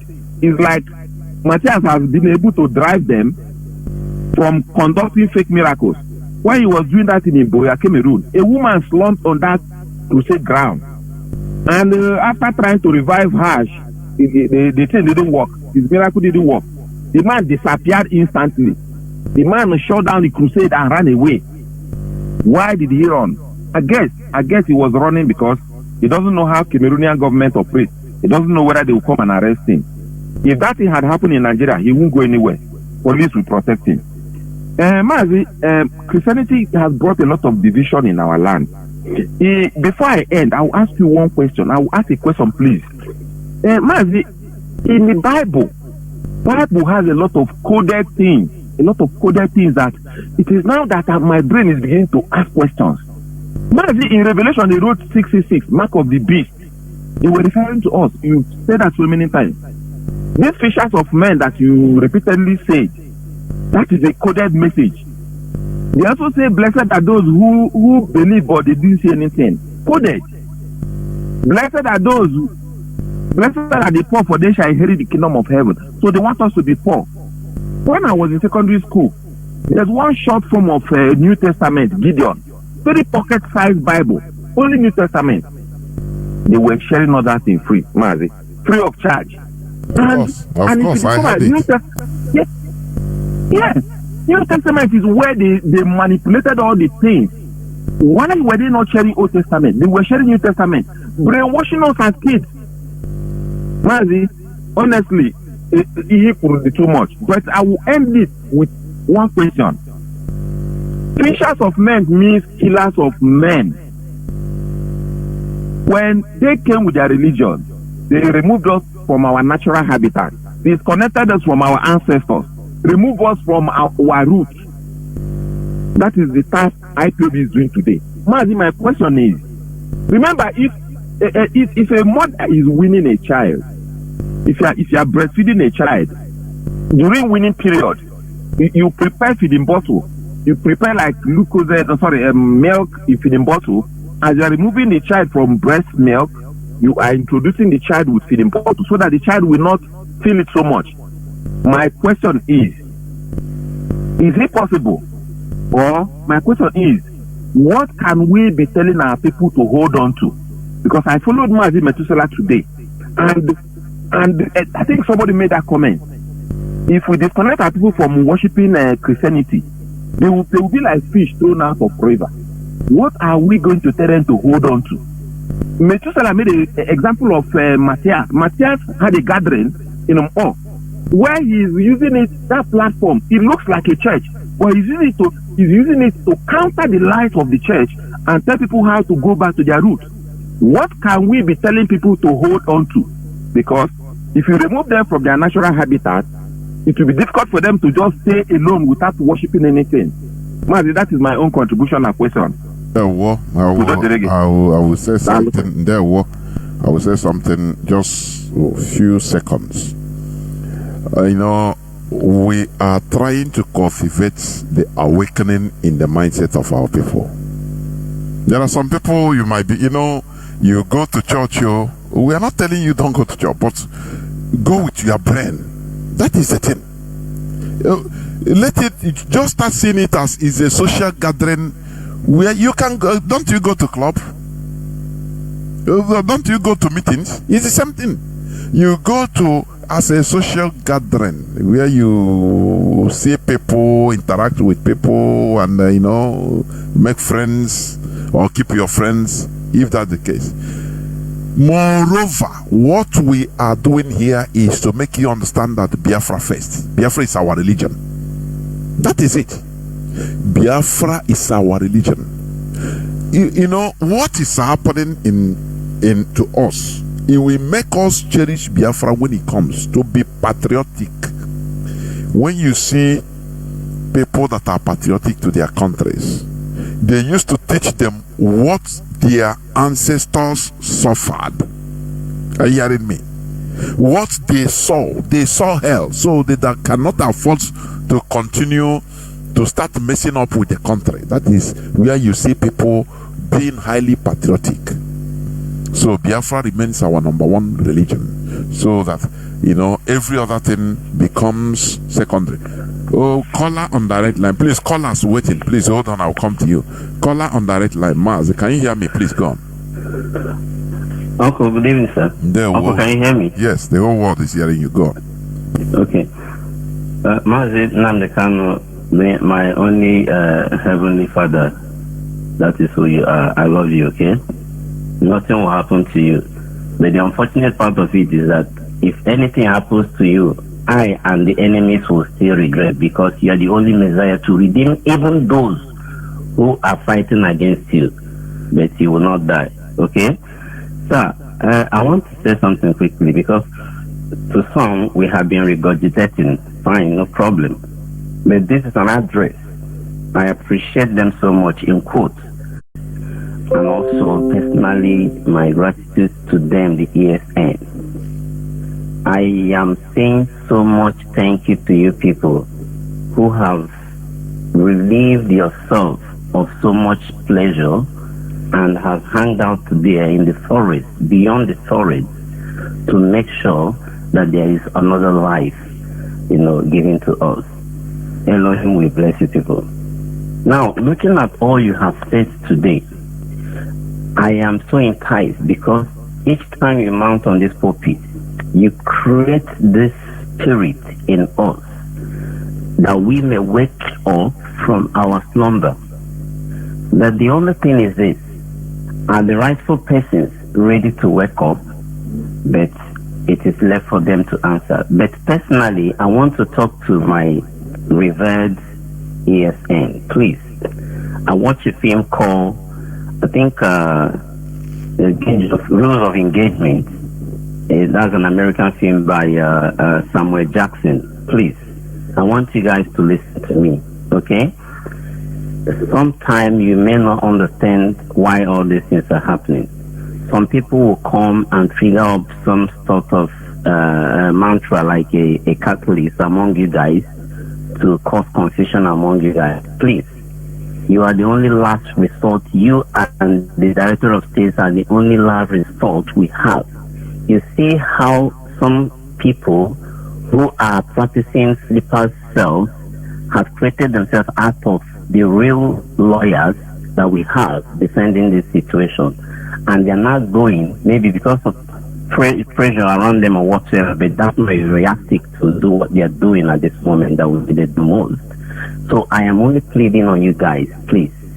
I don't have what it takes to give to you, but let me give a testimony on behalf of you this moment. I was traveling, but I won't call the name of the place, somewhere in Imo State, last 2 weeks. So while I was entering triple by this KK, so I was waiting for the next people to come so that we can move up. So the KK guys know how they gist. They don't gist without telling you the truth. So they were telling, one guy was like, he was coming back from Anambra State one certain night on a chartered. So they paid him about 70-something thousand naira. So when he got to a point, so the ESN stopped him. But then he never knew it was the ESN. So he was scared. He thought it's all this useless idiot all around. So at the end of the day, they hold him, they bring him out, they say, where are you coming from? He described. They said, okay, who are you? He said everything. Do you have your ID card? No. It's okay, fine. So one of them came, look at him, and said, okay, I think this guy is okay, going to go. Let them leave him. So they leave him and call him, because when they were interrogating him, he wasn't in his keke. They moved him out of the keke to search the keke. So at the end of the day, so he now got down to this particular keke and saw the money. So they asked him, how much is here? He said it's about 70-something thousand. Okay, people are waiting. Mazi, are you hearing me? Okay, sir. What I'm saying is that at the end of the day, let me summarize. Story what happened when you are going to work, or please go direct to the point. Sorry, sir. So why I'm saying this is that at the end of the day, he confirmed that his money is okay. So what I'm saying is that the ESN has been doing perfectly okay. They are not a bubago, as the testimony came from there. So I'm only trying to tell them, please, if you guys know what is good for us, please don't disintegrate among yourselves. Please keep on and walk through the instruction of the Director of State. We will find a way to keep you guys happy. The last result of our resources will bring it out and you guys will be satisfied. And also, Director of State, people like Mazi, Chinedu, and every one of them, our Director of State entirely, please, we love you guys. Please come out fully and help us out. Don't back off, because like what you usually say, even if everybody goes out, this enemy will still come back to us. So it's good we die this moment and die for all. Please. Thank you so much. Nobody is backing up. Well, even we don't have no back. Who has back, self? Talk less of backing. No be somebody will have back. Go back off. No backing off. Caller on signal. Mazi Ekwensu, can you hear me? I can hear you, Mazi Jonathan. Good evening. There, Mazi. Good evening. Mazi, I've been following your program. You are doing very, very well in awakening for people. You know, some of our people don't know that what you are doing is very, very dangerous game. To wake a black man up is the most difficult thing you can do in life. That is the reason Mazi Nankano, I revere him. I keep him in highest esteem. For waking us up is not an easy task. What you are seeing everywhere in Africa today, reverberating on Facebook, everywhere. People talking East Africa, West Africa, North Africa, down to the work that Mazi can do on this radio. So I'm telling you should keep it up, my brother. I only have one thing to say. I want to say only one thing. Our people should please stop this God. God is a deity. That name God is a deity. It's a German deity. Go to your Google engine, just type etymology of the word God. That name God is only 600 years only. It came into existence in 16th century. It's a Germanic God, God or Buddha. So the name God came into existence in 16th century, approximately 600 years. So my brother, everything you are doing okay. Just add my voice. I want to tell our people we should keep it up, because we have no other place to go. Even this thing that is happening now, I even love it, because should have been restored Biafra with this mindset of religion, it's going to be a total mess. Even said Nigeria is better than Biafra. Should restore Biafra in this type of mindset, it should be a totally mess. I'm telling you. Thank you very much. Dodrege Mazi. Caller on WhatsApp. Can you hear me? Please go on.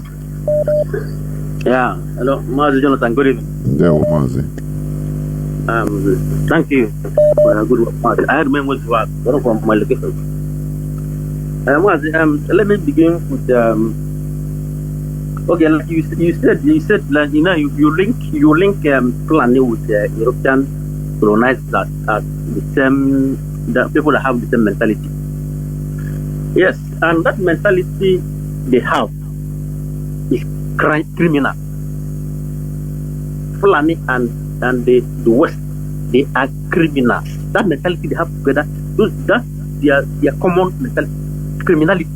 These people are people who have this mindset of colonialism. That means they are criminals, they are thieves, because they want to invade other people's property, other people's land. That is that mentality they have together. And I define this colonialism, these colonizers, I define what they did, what they are doing. It's a kind of changing people. Yes, they try to change people's identity. But it's not that they try, they change people's identity. They intentionally dehumanize people, change their origin, their organic life, who they are, their values, they change it, their idea, and concreted in them their own ideology. That means convert these people, the people's way of life, change it to their own way. That is a crime against humanity, and we must see this and begin to speak and call this a crime, and begin to call the people that did it as terrorist content. They are terrorists for coming to people and to come and change people from who they are and impose them your own way. That means you have demonized people completely. You have changed these people completely. This is a crime, and in no time, British will pay us for this very evil they did against our land, in our land. They will pay us this. We charge them for on this. So that is by the way. So when you talk about what the letter of King Leopold to the missionary in Belgium, there are 3 key points. 3 key points he gives them. These 3 key points, they make sure, first of all, make sure that you will lord over them. Those missionaries, he gives them the guidance to what they must do.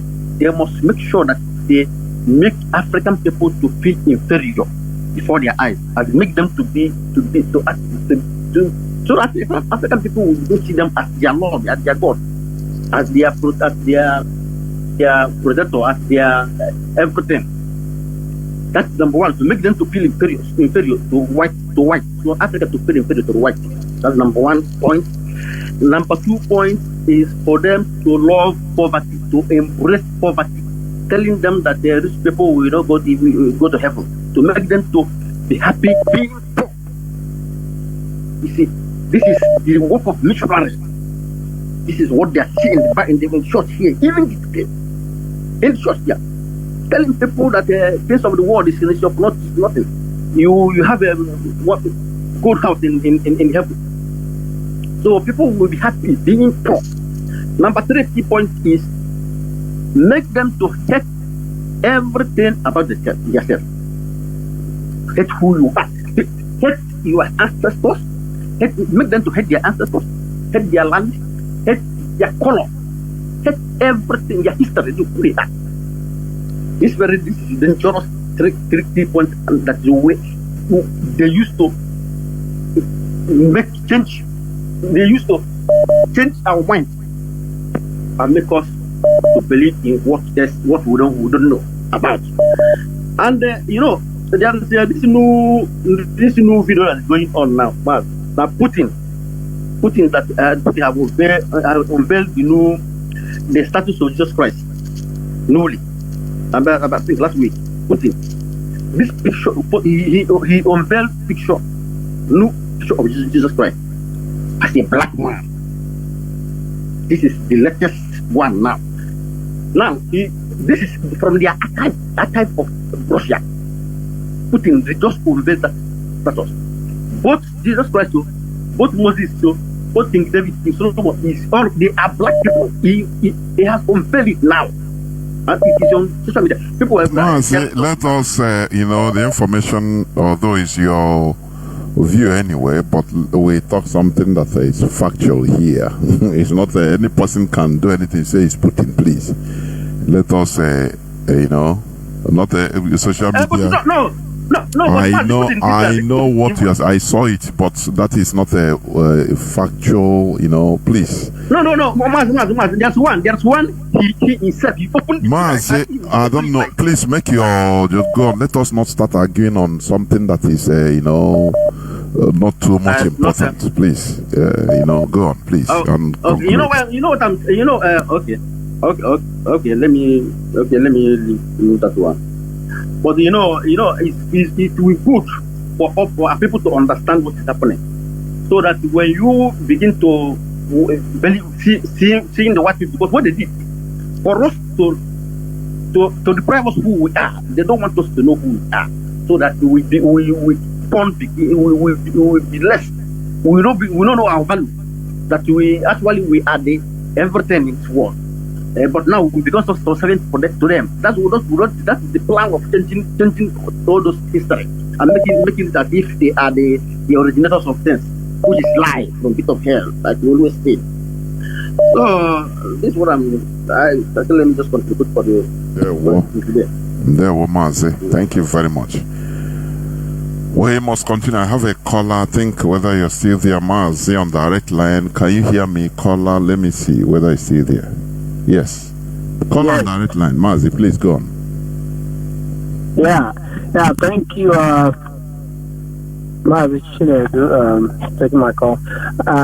My name is Obunna Eri, so I'm coming from the US. I'll say something that is very harsh. I hope our people don't take it, the church, don't take it personally, but this is it. If you are a black person who is a Muslim, you are a slave to the Arabs. If you are a black person who is a Christian, you are a slave to the Europeans. People don't know the difference between religion and spirituality. Those things are different. And I've always known this, but I was happy when this guy Patrice Lumumba made a comment about it recently on a video that Africans, we never practiced religion, we practice spirituality. Those two are different. In African spiritual system, what you do is an individual practice. Nobody should tell you how you relate to your God. That's why our people that say, your God assumes your identity, doesn't assume anybody else's identity. But religion has nothing to do with God. Religion is a caricature of spirituality. Religion is a decoy forming in form of spirituality, but it's not spirituality. Religion is politics. It's a political tool of conquest. No free society allows an outsider to control their religion, because religion has nothing to do with God. They may accept your religion, but must control it, shape it according to their own liking and culture, because it's a political control. And if someone else controls your politics, like the way Fulani and UK controls Nigeria politics, then you become their slave. You become a slave to them, like what is going on now. That's why Iran may be an Islamic state, but they don't take any control from Saudi Arabia. Actually, their own fashion is Islam, they call it Shiite. They are the Shiites. And even within Muslim, you do have different sects, Wahhabism, One the other very violent one they practice in Nigeria. It's just for mine now. But the point is, you control your religion. I would have had people if they adopted Christianity but controlled it. I don't want anybody practicing Christianity around me, but you're taking orders and directions from Rome or from America. Even America, being a Christian country, they developed their own Christianity. It's called evangelism, and they control the politics of this country. They don't take orders from Rome. Mazi, you know what you're saying. You know what you're saying now. You know that is a sign of genuine independence. You know, generally, Europeans, they are Europeans, just like us. Is a continent. As long as they have been imbibed or immersed into that religion called Christianity, being controlled by Pope, by the Rome. But after, when they really want to become their own nation's genuine liberation, they started removing themselves, modifying their pattern of Christianity according to their countries. No more receiving orders from the central Pope. Rome. From Rome. England removed themselves. These people remove themselves. Now, if like France that wants to continue having contact with Rome, but they have to modify it to their liking during their revolution. They have to relegate that religion, to the background and form strong governments. You understand? And it was not a play. It was not a joke. There were bloodshed everywhere. That is the reality. Because all these things we are talking about, you cannot get it easily. Force must be there. Otherwise, that's why when I see people, I hear people talking about, let us leave this till when Biafra comes. We are prolonging, which means you're prolonging our problem. Mazi, please go on and round up. Sorry that you on. Yeah, so even the Buddhism. There's Buddhism in Pakistan, I believe, India, China, Laos, but each of them fashion their own Buddhism according to their culture. Because if you subvert your religion under the authority of any other group outside of you, you're just giving up your freedom to that group. Period. Even the so-called democracy, all democracy are practiced differently. Do you know that in America, it's not the populace vote that wins? You may have the most populous vote, but you may not become the president. They go by what they call electoral college. Of course. Exactly. So, here now go to become on the bind. Let us do our own thing. Let us find out what works for us, devoid of any external influence. Okay, now I see, what are we going to give our people in place of? Religion is the alternative. Biafra is the alternative. If people to go for and move on. And don't waste all this countless time in all these societies. I go to Bible study, St. Patrick's, St. Anthony of Padua, Virgin Mary, Legion of a whole lot of time is no productivity. All right, thank you guys. Thank you. There were Mazi. That is it. Why not, fashion as our brother said? It cannot be done. Because there are people, that is one thing. There are people that have made it a source of living in order as aligned with that, the central body of the religion. Just the same way some of our people are aligned with the caliphate.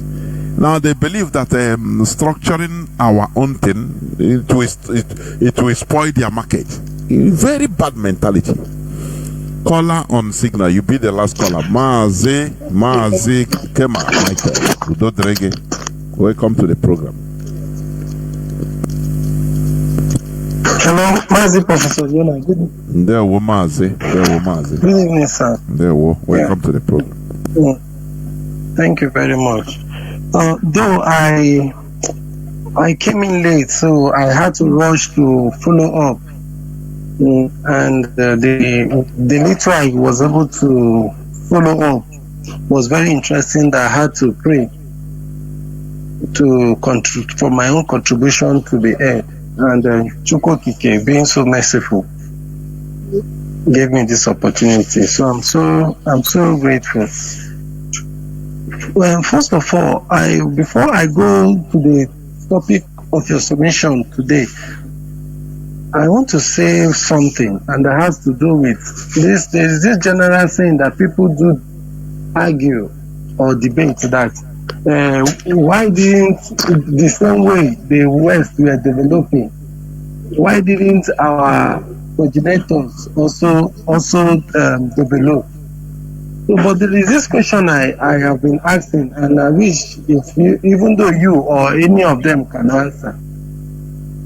Can somebody explain the effect it will be for a continent to be exploited for more than 400 years during the transatlantic slave trade? And those people were in their plantation farming and feeding them forcefully, then giving them the opportunity to go into their houses to think philosophy and science, mathematics and all that gave rise to the modern sciences as we know it today. So how do they think that kind of a people that was exploited, their own development can be halted for 400 years? Not 400 days, 400 years. That is what I want to say.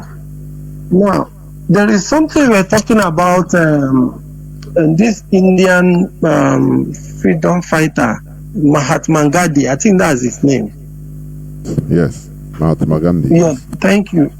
Yes, so when you were saying something like that, that made me to a kind of philosophize and come to a conclusion that I believe that this man now, because there was a statement you made there, you said that whether he submitted a thesis talking about the negative effect of this Western religious,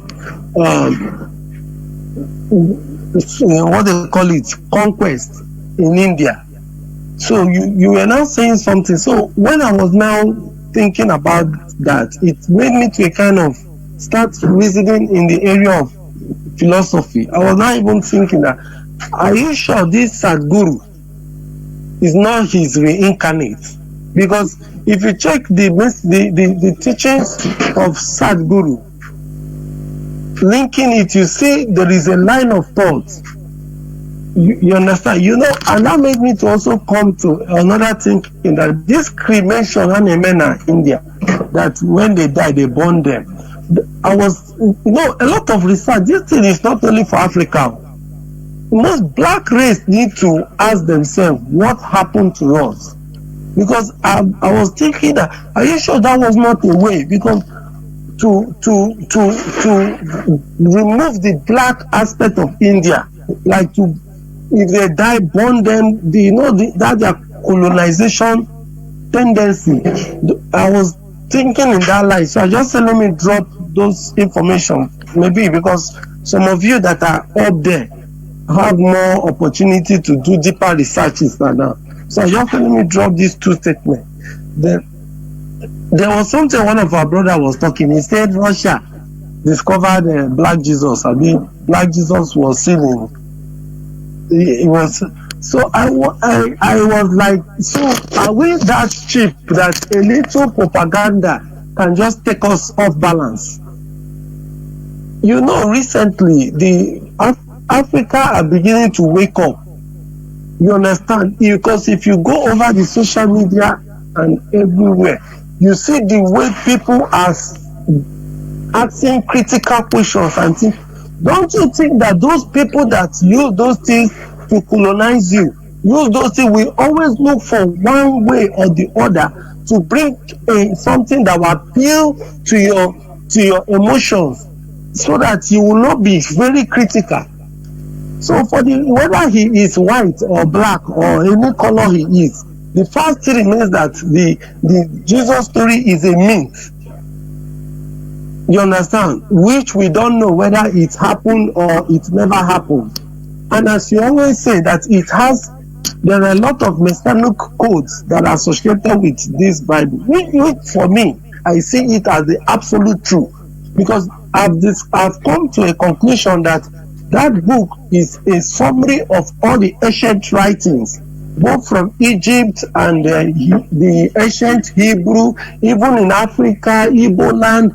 They used it and they made it to codify. That is why if you are engaging in serious debate with people who believe in that book, you always see them, they always bring out codes. Like there was one, a Jehovah's Witness man was telling me that somewhere Apostle Paul said that miracles will end, that we see in parts, we prophesy in parts, that they will all cease. You see that code?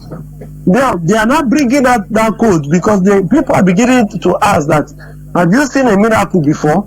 A miracle has never existed. So you see that book was a codified book, you understand, to enslave you and for also their own defense. I'm not saying that the book is outrightly bad, but what I'm trying to say is that thing used to say that book has a connection with the Messianic teachings and code, is, for me, it's absolutely true.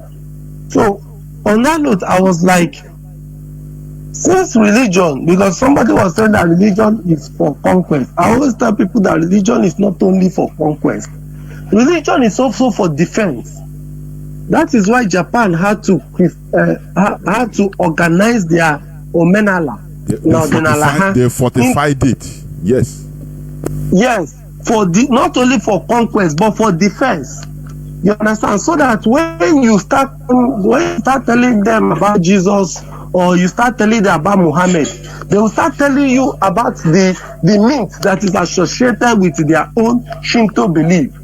So if you are not telling them that they should come and believe in your Jesus or your Islam, they will be telling you to come and believe in. So you have no choice to run back to defense. So that is why I always follow you to clamor for that thing, that we should try to reorganize our Omenala and Ordinala, you understand, into a form of an organized religion, not just that we will use it to conquer, though we know that the best way of defense is to attack. I know you understand what I'm saying, but also for the defense of our culture. You understand? Because there was a teaching you are teaching about fishers of men. Because if we don't do that, these people will also in future infiltrate us. But if we can organize it, even though it means combining it, since people like Mazi now they believe that some part of Igbos came from Israel and other, we can, because of all those thinking and myths, so combine it with the ancient Hebraic teaching of the Bible or whatever, and come up with our own code and this thing, which will not only be for conquest, but which will be at least for defense of our culture. You understand? And there was something Mazi Woru said sometime. He said that our freedom is going to come from the east in one of his broadcasts. So that thing also made me to think something. I was like, why not we start have a cultural alliance with people that have, even though it is, because I do Chineke, I know if I say, do I not throw her here, so but we can still start having alliance with places like Indonesia, India, and other cultural alliance, which can grow into some kind of defense, and it will help us to also get our freedom. And I want to also touch on something. there is always the divine aspect of life. I remember when Mazi was brought back, one of the first things IPOB did was to call for fasting and prayers. You understand? I know there is always a finite and an infinite aspect, but this is my own candid advice. I discovered recently that that area is somehow going low. You understand? I suggest that area should also be activated, because you understand? There is always the divine aspect of life. So, and finally, I will conclude with the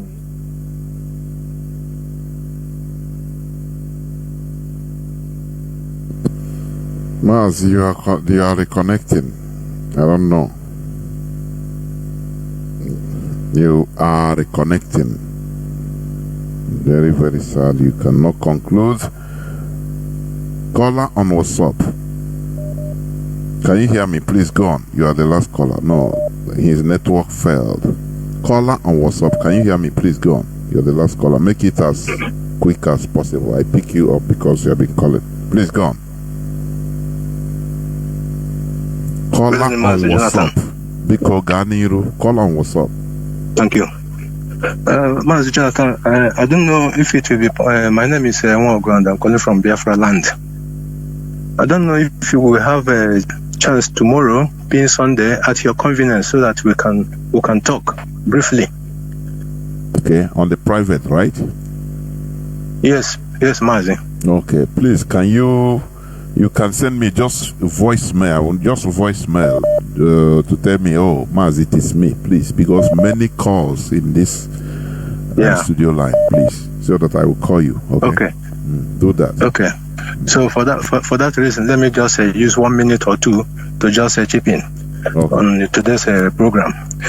Thank you very much, Mazi Jonathan, for what you are doing for us Biafrans. The message you are propagating, the message the Radio Biafra and other network media platforms are propagating is really sinking, which I can testify that when I'm a kind of evangelizing outside, it's like they ask me if I'm a member of the family, because the way I speak, it shows that I'm getting knowledge and understanding the lecture coming from Radio Biafra. With the issue that you started with today, we cannot abandon Onyendu. IPOB still we stand with him. Otherwise, if we abandon him, or if we say no, we let us leave his matter in the hands of the siblings and the lead council or the Ezenago II, then it will mean that what our leader said sometime in the past, that he's not the one to disappoint us.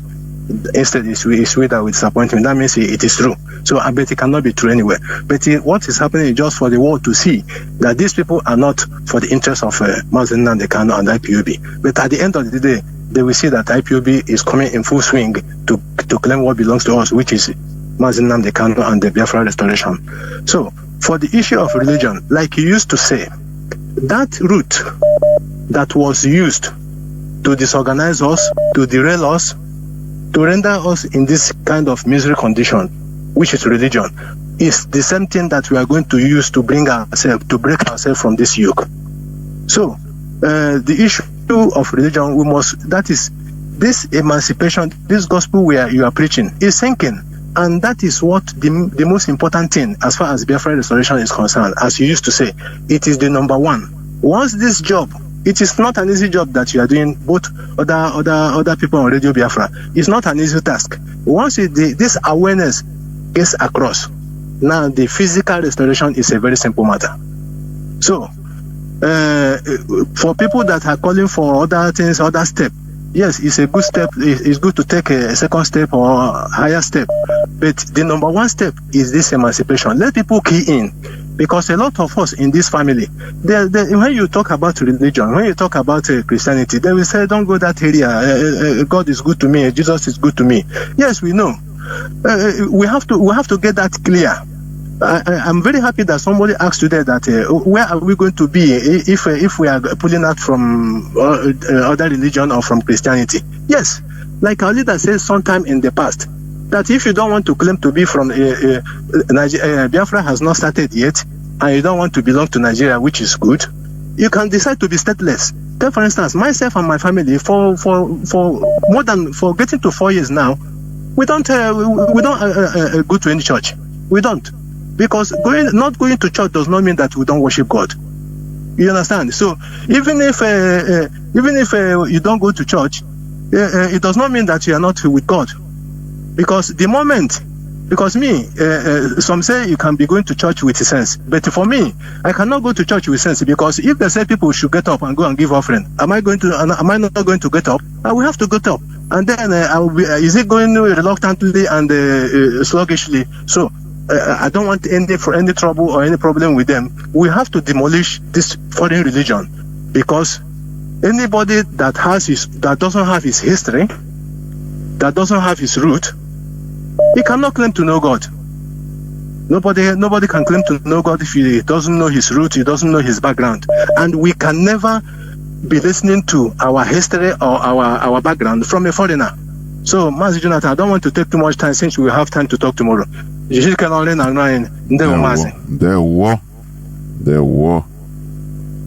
issue is what we are doing is to go into that part of knowledge that we are denied, that we are beaten not to go. We don't know what Mazi Nnamdi Kanu opened. Mazi Nnamdi Kanu, that's why when people think that they can destroy this struggle, I laugh. They don't know what Mazi Nnamdi Kanu has created. Monsters everywhere. Mazi Nnamdi Kanu, he built monsters, people that are even more wild than him. Both mentally, tough, anything. So how can you destroy a movement with people like this inside? It is impossible. It is practically impossible. Mazi Nnamdi Kanu have created monsters that are more monstrous than him. I am telling you. So that is it. That is it. So there is no way this struggle. Nigerian government is just, they are just trying. The other day they started using military to distribute flyers. Say no to IPO. I'll get the gog now. Very, very sad, and pathetic. So we must continue what we are doing. We are heading to Biafra in a sanitized way. That is it. What we are doing is trying to take what belongs to us. Our talking about this is not bad. It's not bringing confusion. Never. In a country of liars, a truthful person becomes termed as a rebellious. You understand me? So, what we are doing, we are just trying to untie what has been tied. Now, people are using that sentiment. Oh, how can slaves be challenging their master? That has been the mentality of the colonizer, and they imbibe it on this religion with the people. Now, when you talk, if you are talking, but they have the right to evangelize, to tell you that if you don't repent, you are a Gentile, you are an infidel, you go to it. But you don't have the right to also express your findings about the history of what they are bringing to you. They don't have the right. That is that superiority complex of the colonizer. Very, very sad indeed. That is what they put in our people's head. That is why when you are talking, they say, no, you don't. You don't have to. Don't talk this. How can you?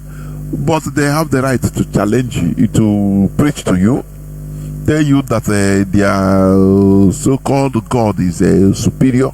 Everything is you have to be at the receiving end all the time. That is how the colonizers work. You have to be at the receiving end. Who are you to talk or to challenge? Talking about Christianity for them means you are challenging them. Who are you? So you have to leave it as it is. You want to bring confusion, but they forgot that they left. If we are going on this principle which they are talking about, Europeans shouldn't even come to our land and start preaching to us about their religion, because that is preventing us from freedom of worship. You understand me? Now, when we are talking on our own, they said, no, we don't want so leave me, let me believe what I believe what you. Now, if it is like that, the Europeans are the number one guilty. They are guilty first. If had it been they left us to believe what we believe, we wouldn't have Christianity in our land. That is, these are facts, simple logic. That whenever I see people talking, I must say, I don't know. That's why some of them, when they come to comment on my timeline, I say, I don't have even time for you to. If you want, call me privately, let us talk and let us discuss. Not about commenting with sentiment and what you are programmed to talk. Knowledge is power. In the book of Genesis, going to the story of the Bible, how can God, he created, that is, is all these things, created Adam and Eve, and they are zombies. Their job is just eat as they don't even know that they are naked, which means they are zombies. And God loved them. Bible, God loved them. That they are zombies, they don't even know that they are naked. Tell them, anytime you eat this fruit, you will die. But that is the fruit of knowledge, which means your Bible, God don't want you to have knowledge.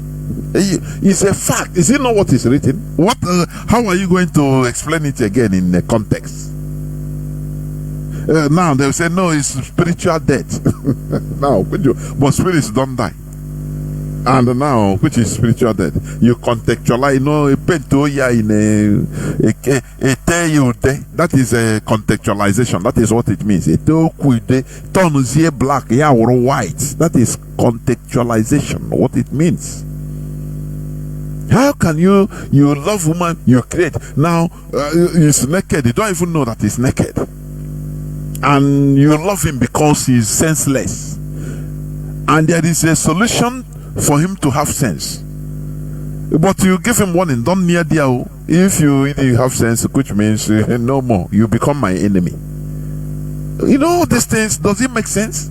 Let us reason, please. Sometimes I beg my people, I say, please, can you reason? Have a program that is why I hate ranting. If you blah blah blah blah blah blah ranting, Bible say, what? Calm down. Listen, breathe in. If you have coffee, drink, or water, drink and breathe in. Calm down. Let us reason like brothers. Forget about the program they wrote and they give us. This is what has caused problems everywhere. We have our system of life. Why is it regarded as inferior? As I said before, if you are doing well, you praise your pastor and Jesus. Oh, you don't remember that you are village people. You don't remember them that they are backing you. It's them, because of them, that you are doing well in Lagos or in Abuja or anywhere you are. But whenever catastrophe hits you, there is a program written on your head that is already imbibed in your head. You will remember, oh, now my village people. But when you are doing well, you say you didn't remember you are giving to your God, your pastor. Is your God, representative of your God. But whenever it is tough, hey, in a village, don't you see that there is something fundamentally wrong? And when you hit the wrong, I not correct. Mazi Nnamdi Kanu have been shouting, preaching this, walking mad.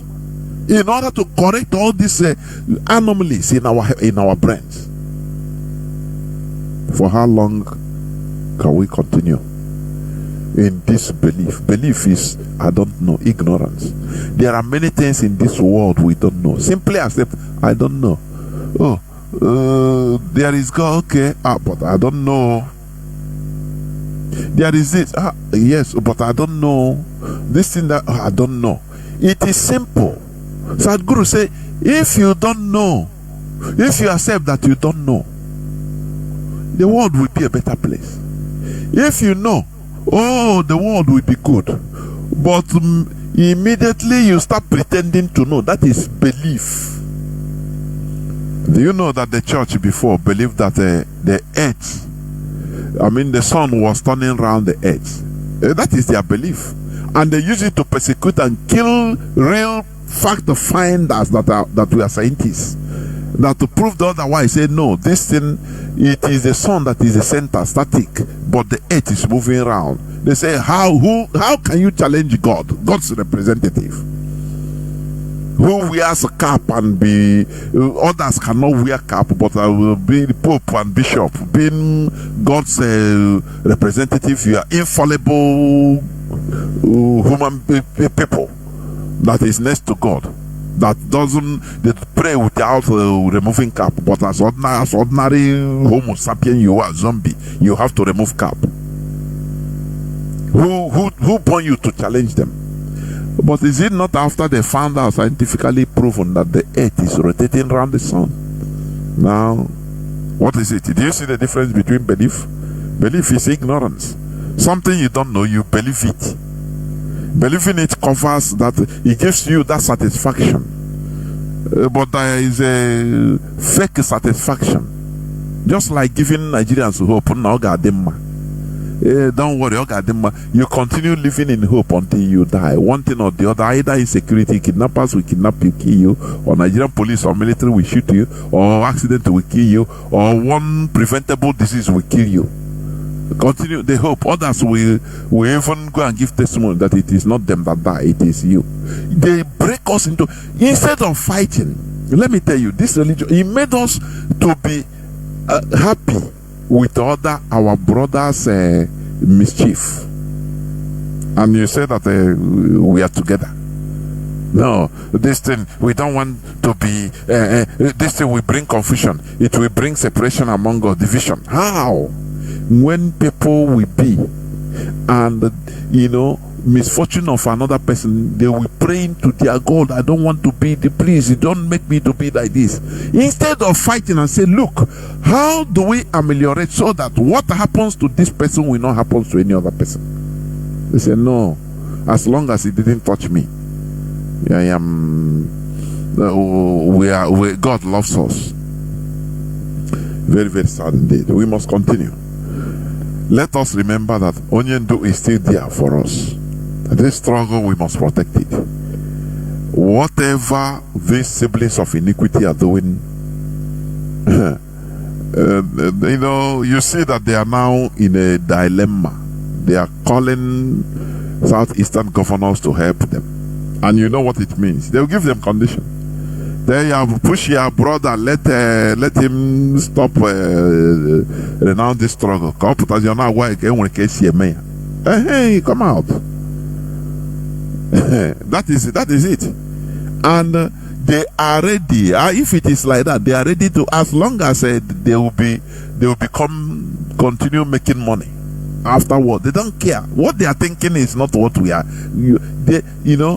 For them, Biafra IPOB is for a way of making money for them, for Kano family. Do you see it? Whereas you and I, we genuinely come out.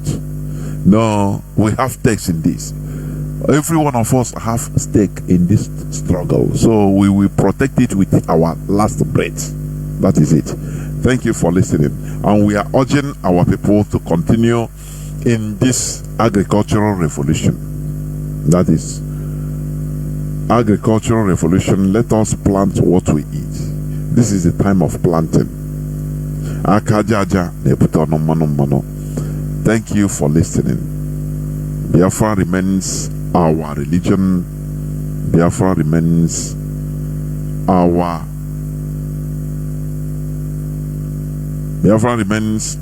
identity. We have no other religion that is superior to Biafra. Thank you for listening. From me, Mazi Jonathan Chinedu, from here, it is simply good evening. Welcome to IPOB Rapture Media, IPOB Call to Action, Biafrans Return to Farming, Invest in Agriculture. Have you ever paused to question the importance of self-sufficiency in food production, food self-sufficiency, or the ability of a nation to feed its own people from its own resources, plays a pivotal role in securing a country's future. It's more than just filling our bellies. It's about nourishing our economy, our workforce, and our independence. Imagine being at the mercy of external sources for your daily bread. It's like a constant game of tug-of-war at where your sustenance is the rope. Any moment the balance could tip and you'd be left scrambling for resources. This reliance could pose potential threats to national security and economic stability. Outsourcing our food needs puts us in a vulnerable position, susceptible to price hikes, supply chain disruptions, or even political manipulations. But let's flip the coin and look at the benefits of self-sufficiency in food production. Firstly, it empowers our economy. When we invest in agriculture, we're not just planting seeds in the soil, we're sowing the seeds of economic growth. The farm-to-table journey involves many hands, from farmers to transporters, from retailers to restaurateurs. Each link in this chain represents a job, a livelihood, a boost to our economy. Secondly, it ensures food security. By growing our own food, we can control the quality and quantity of our produce.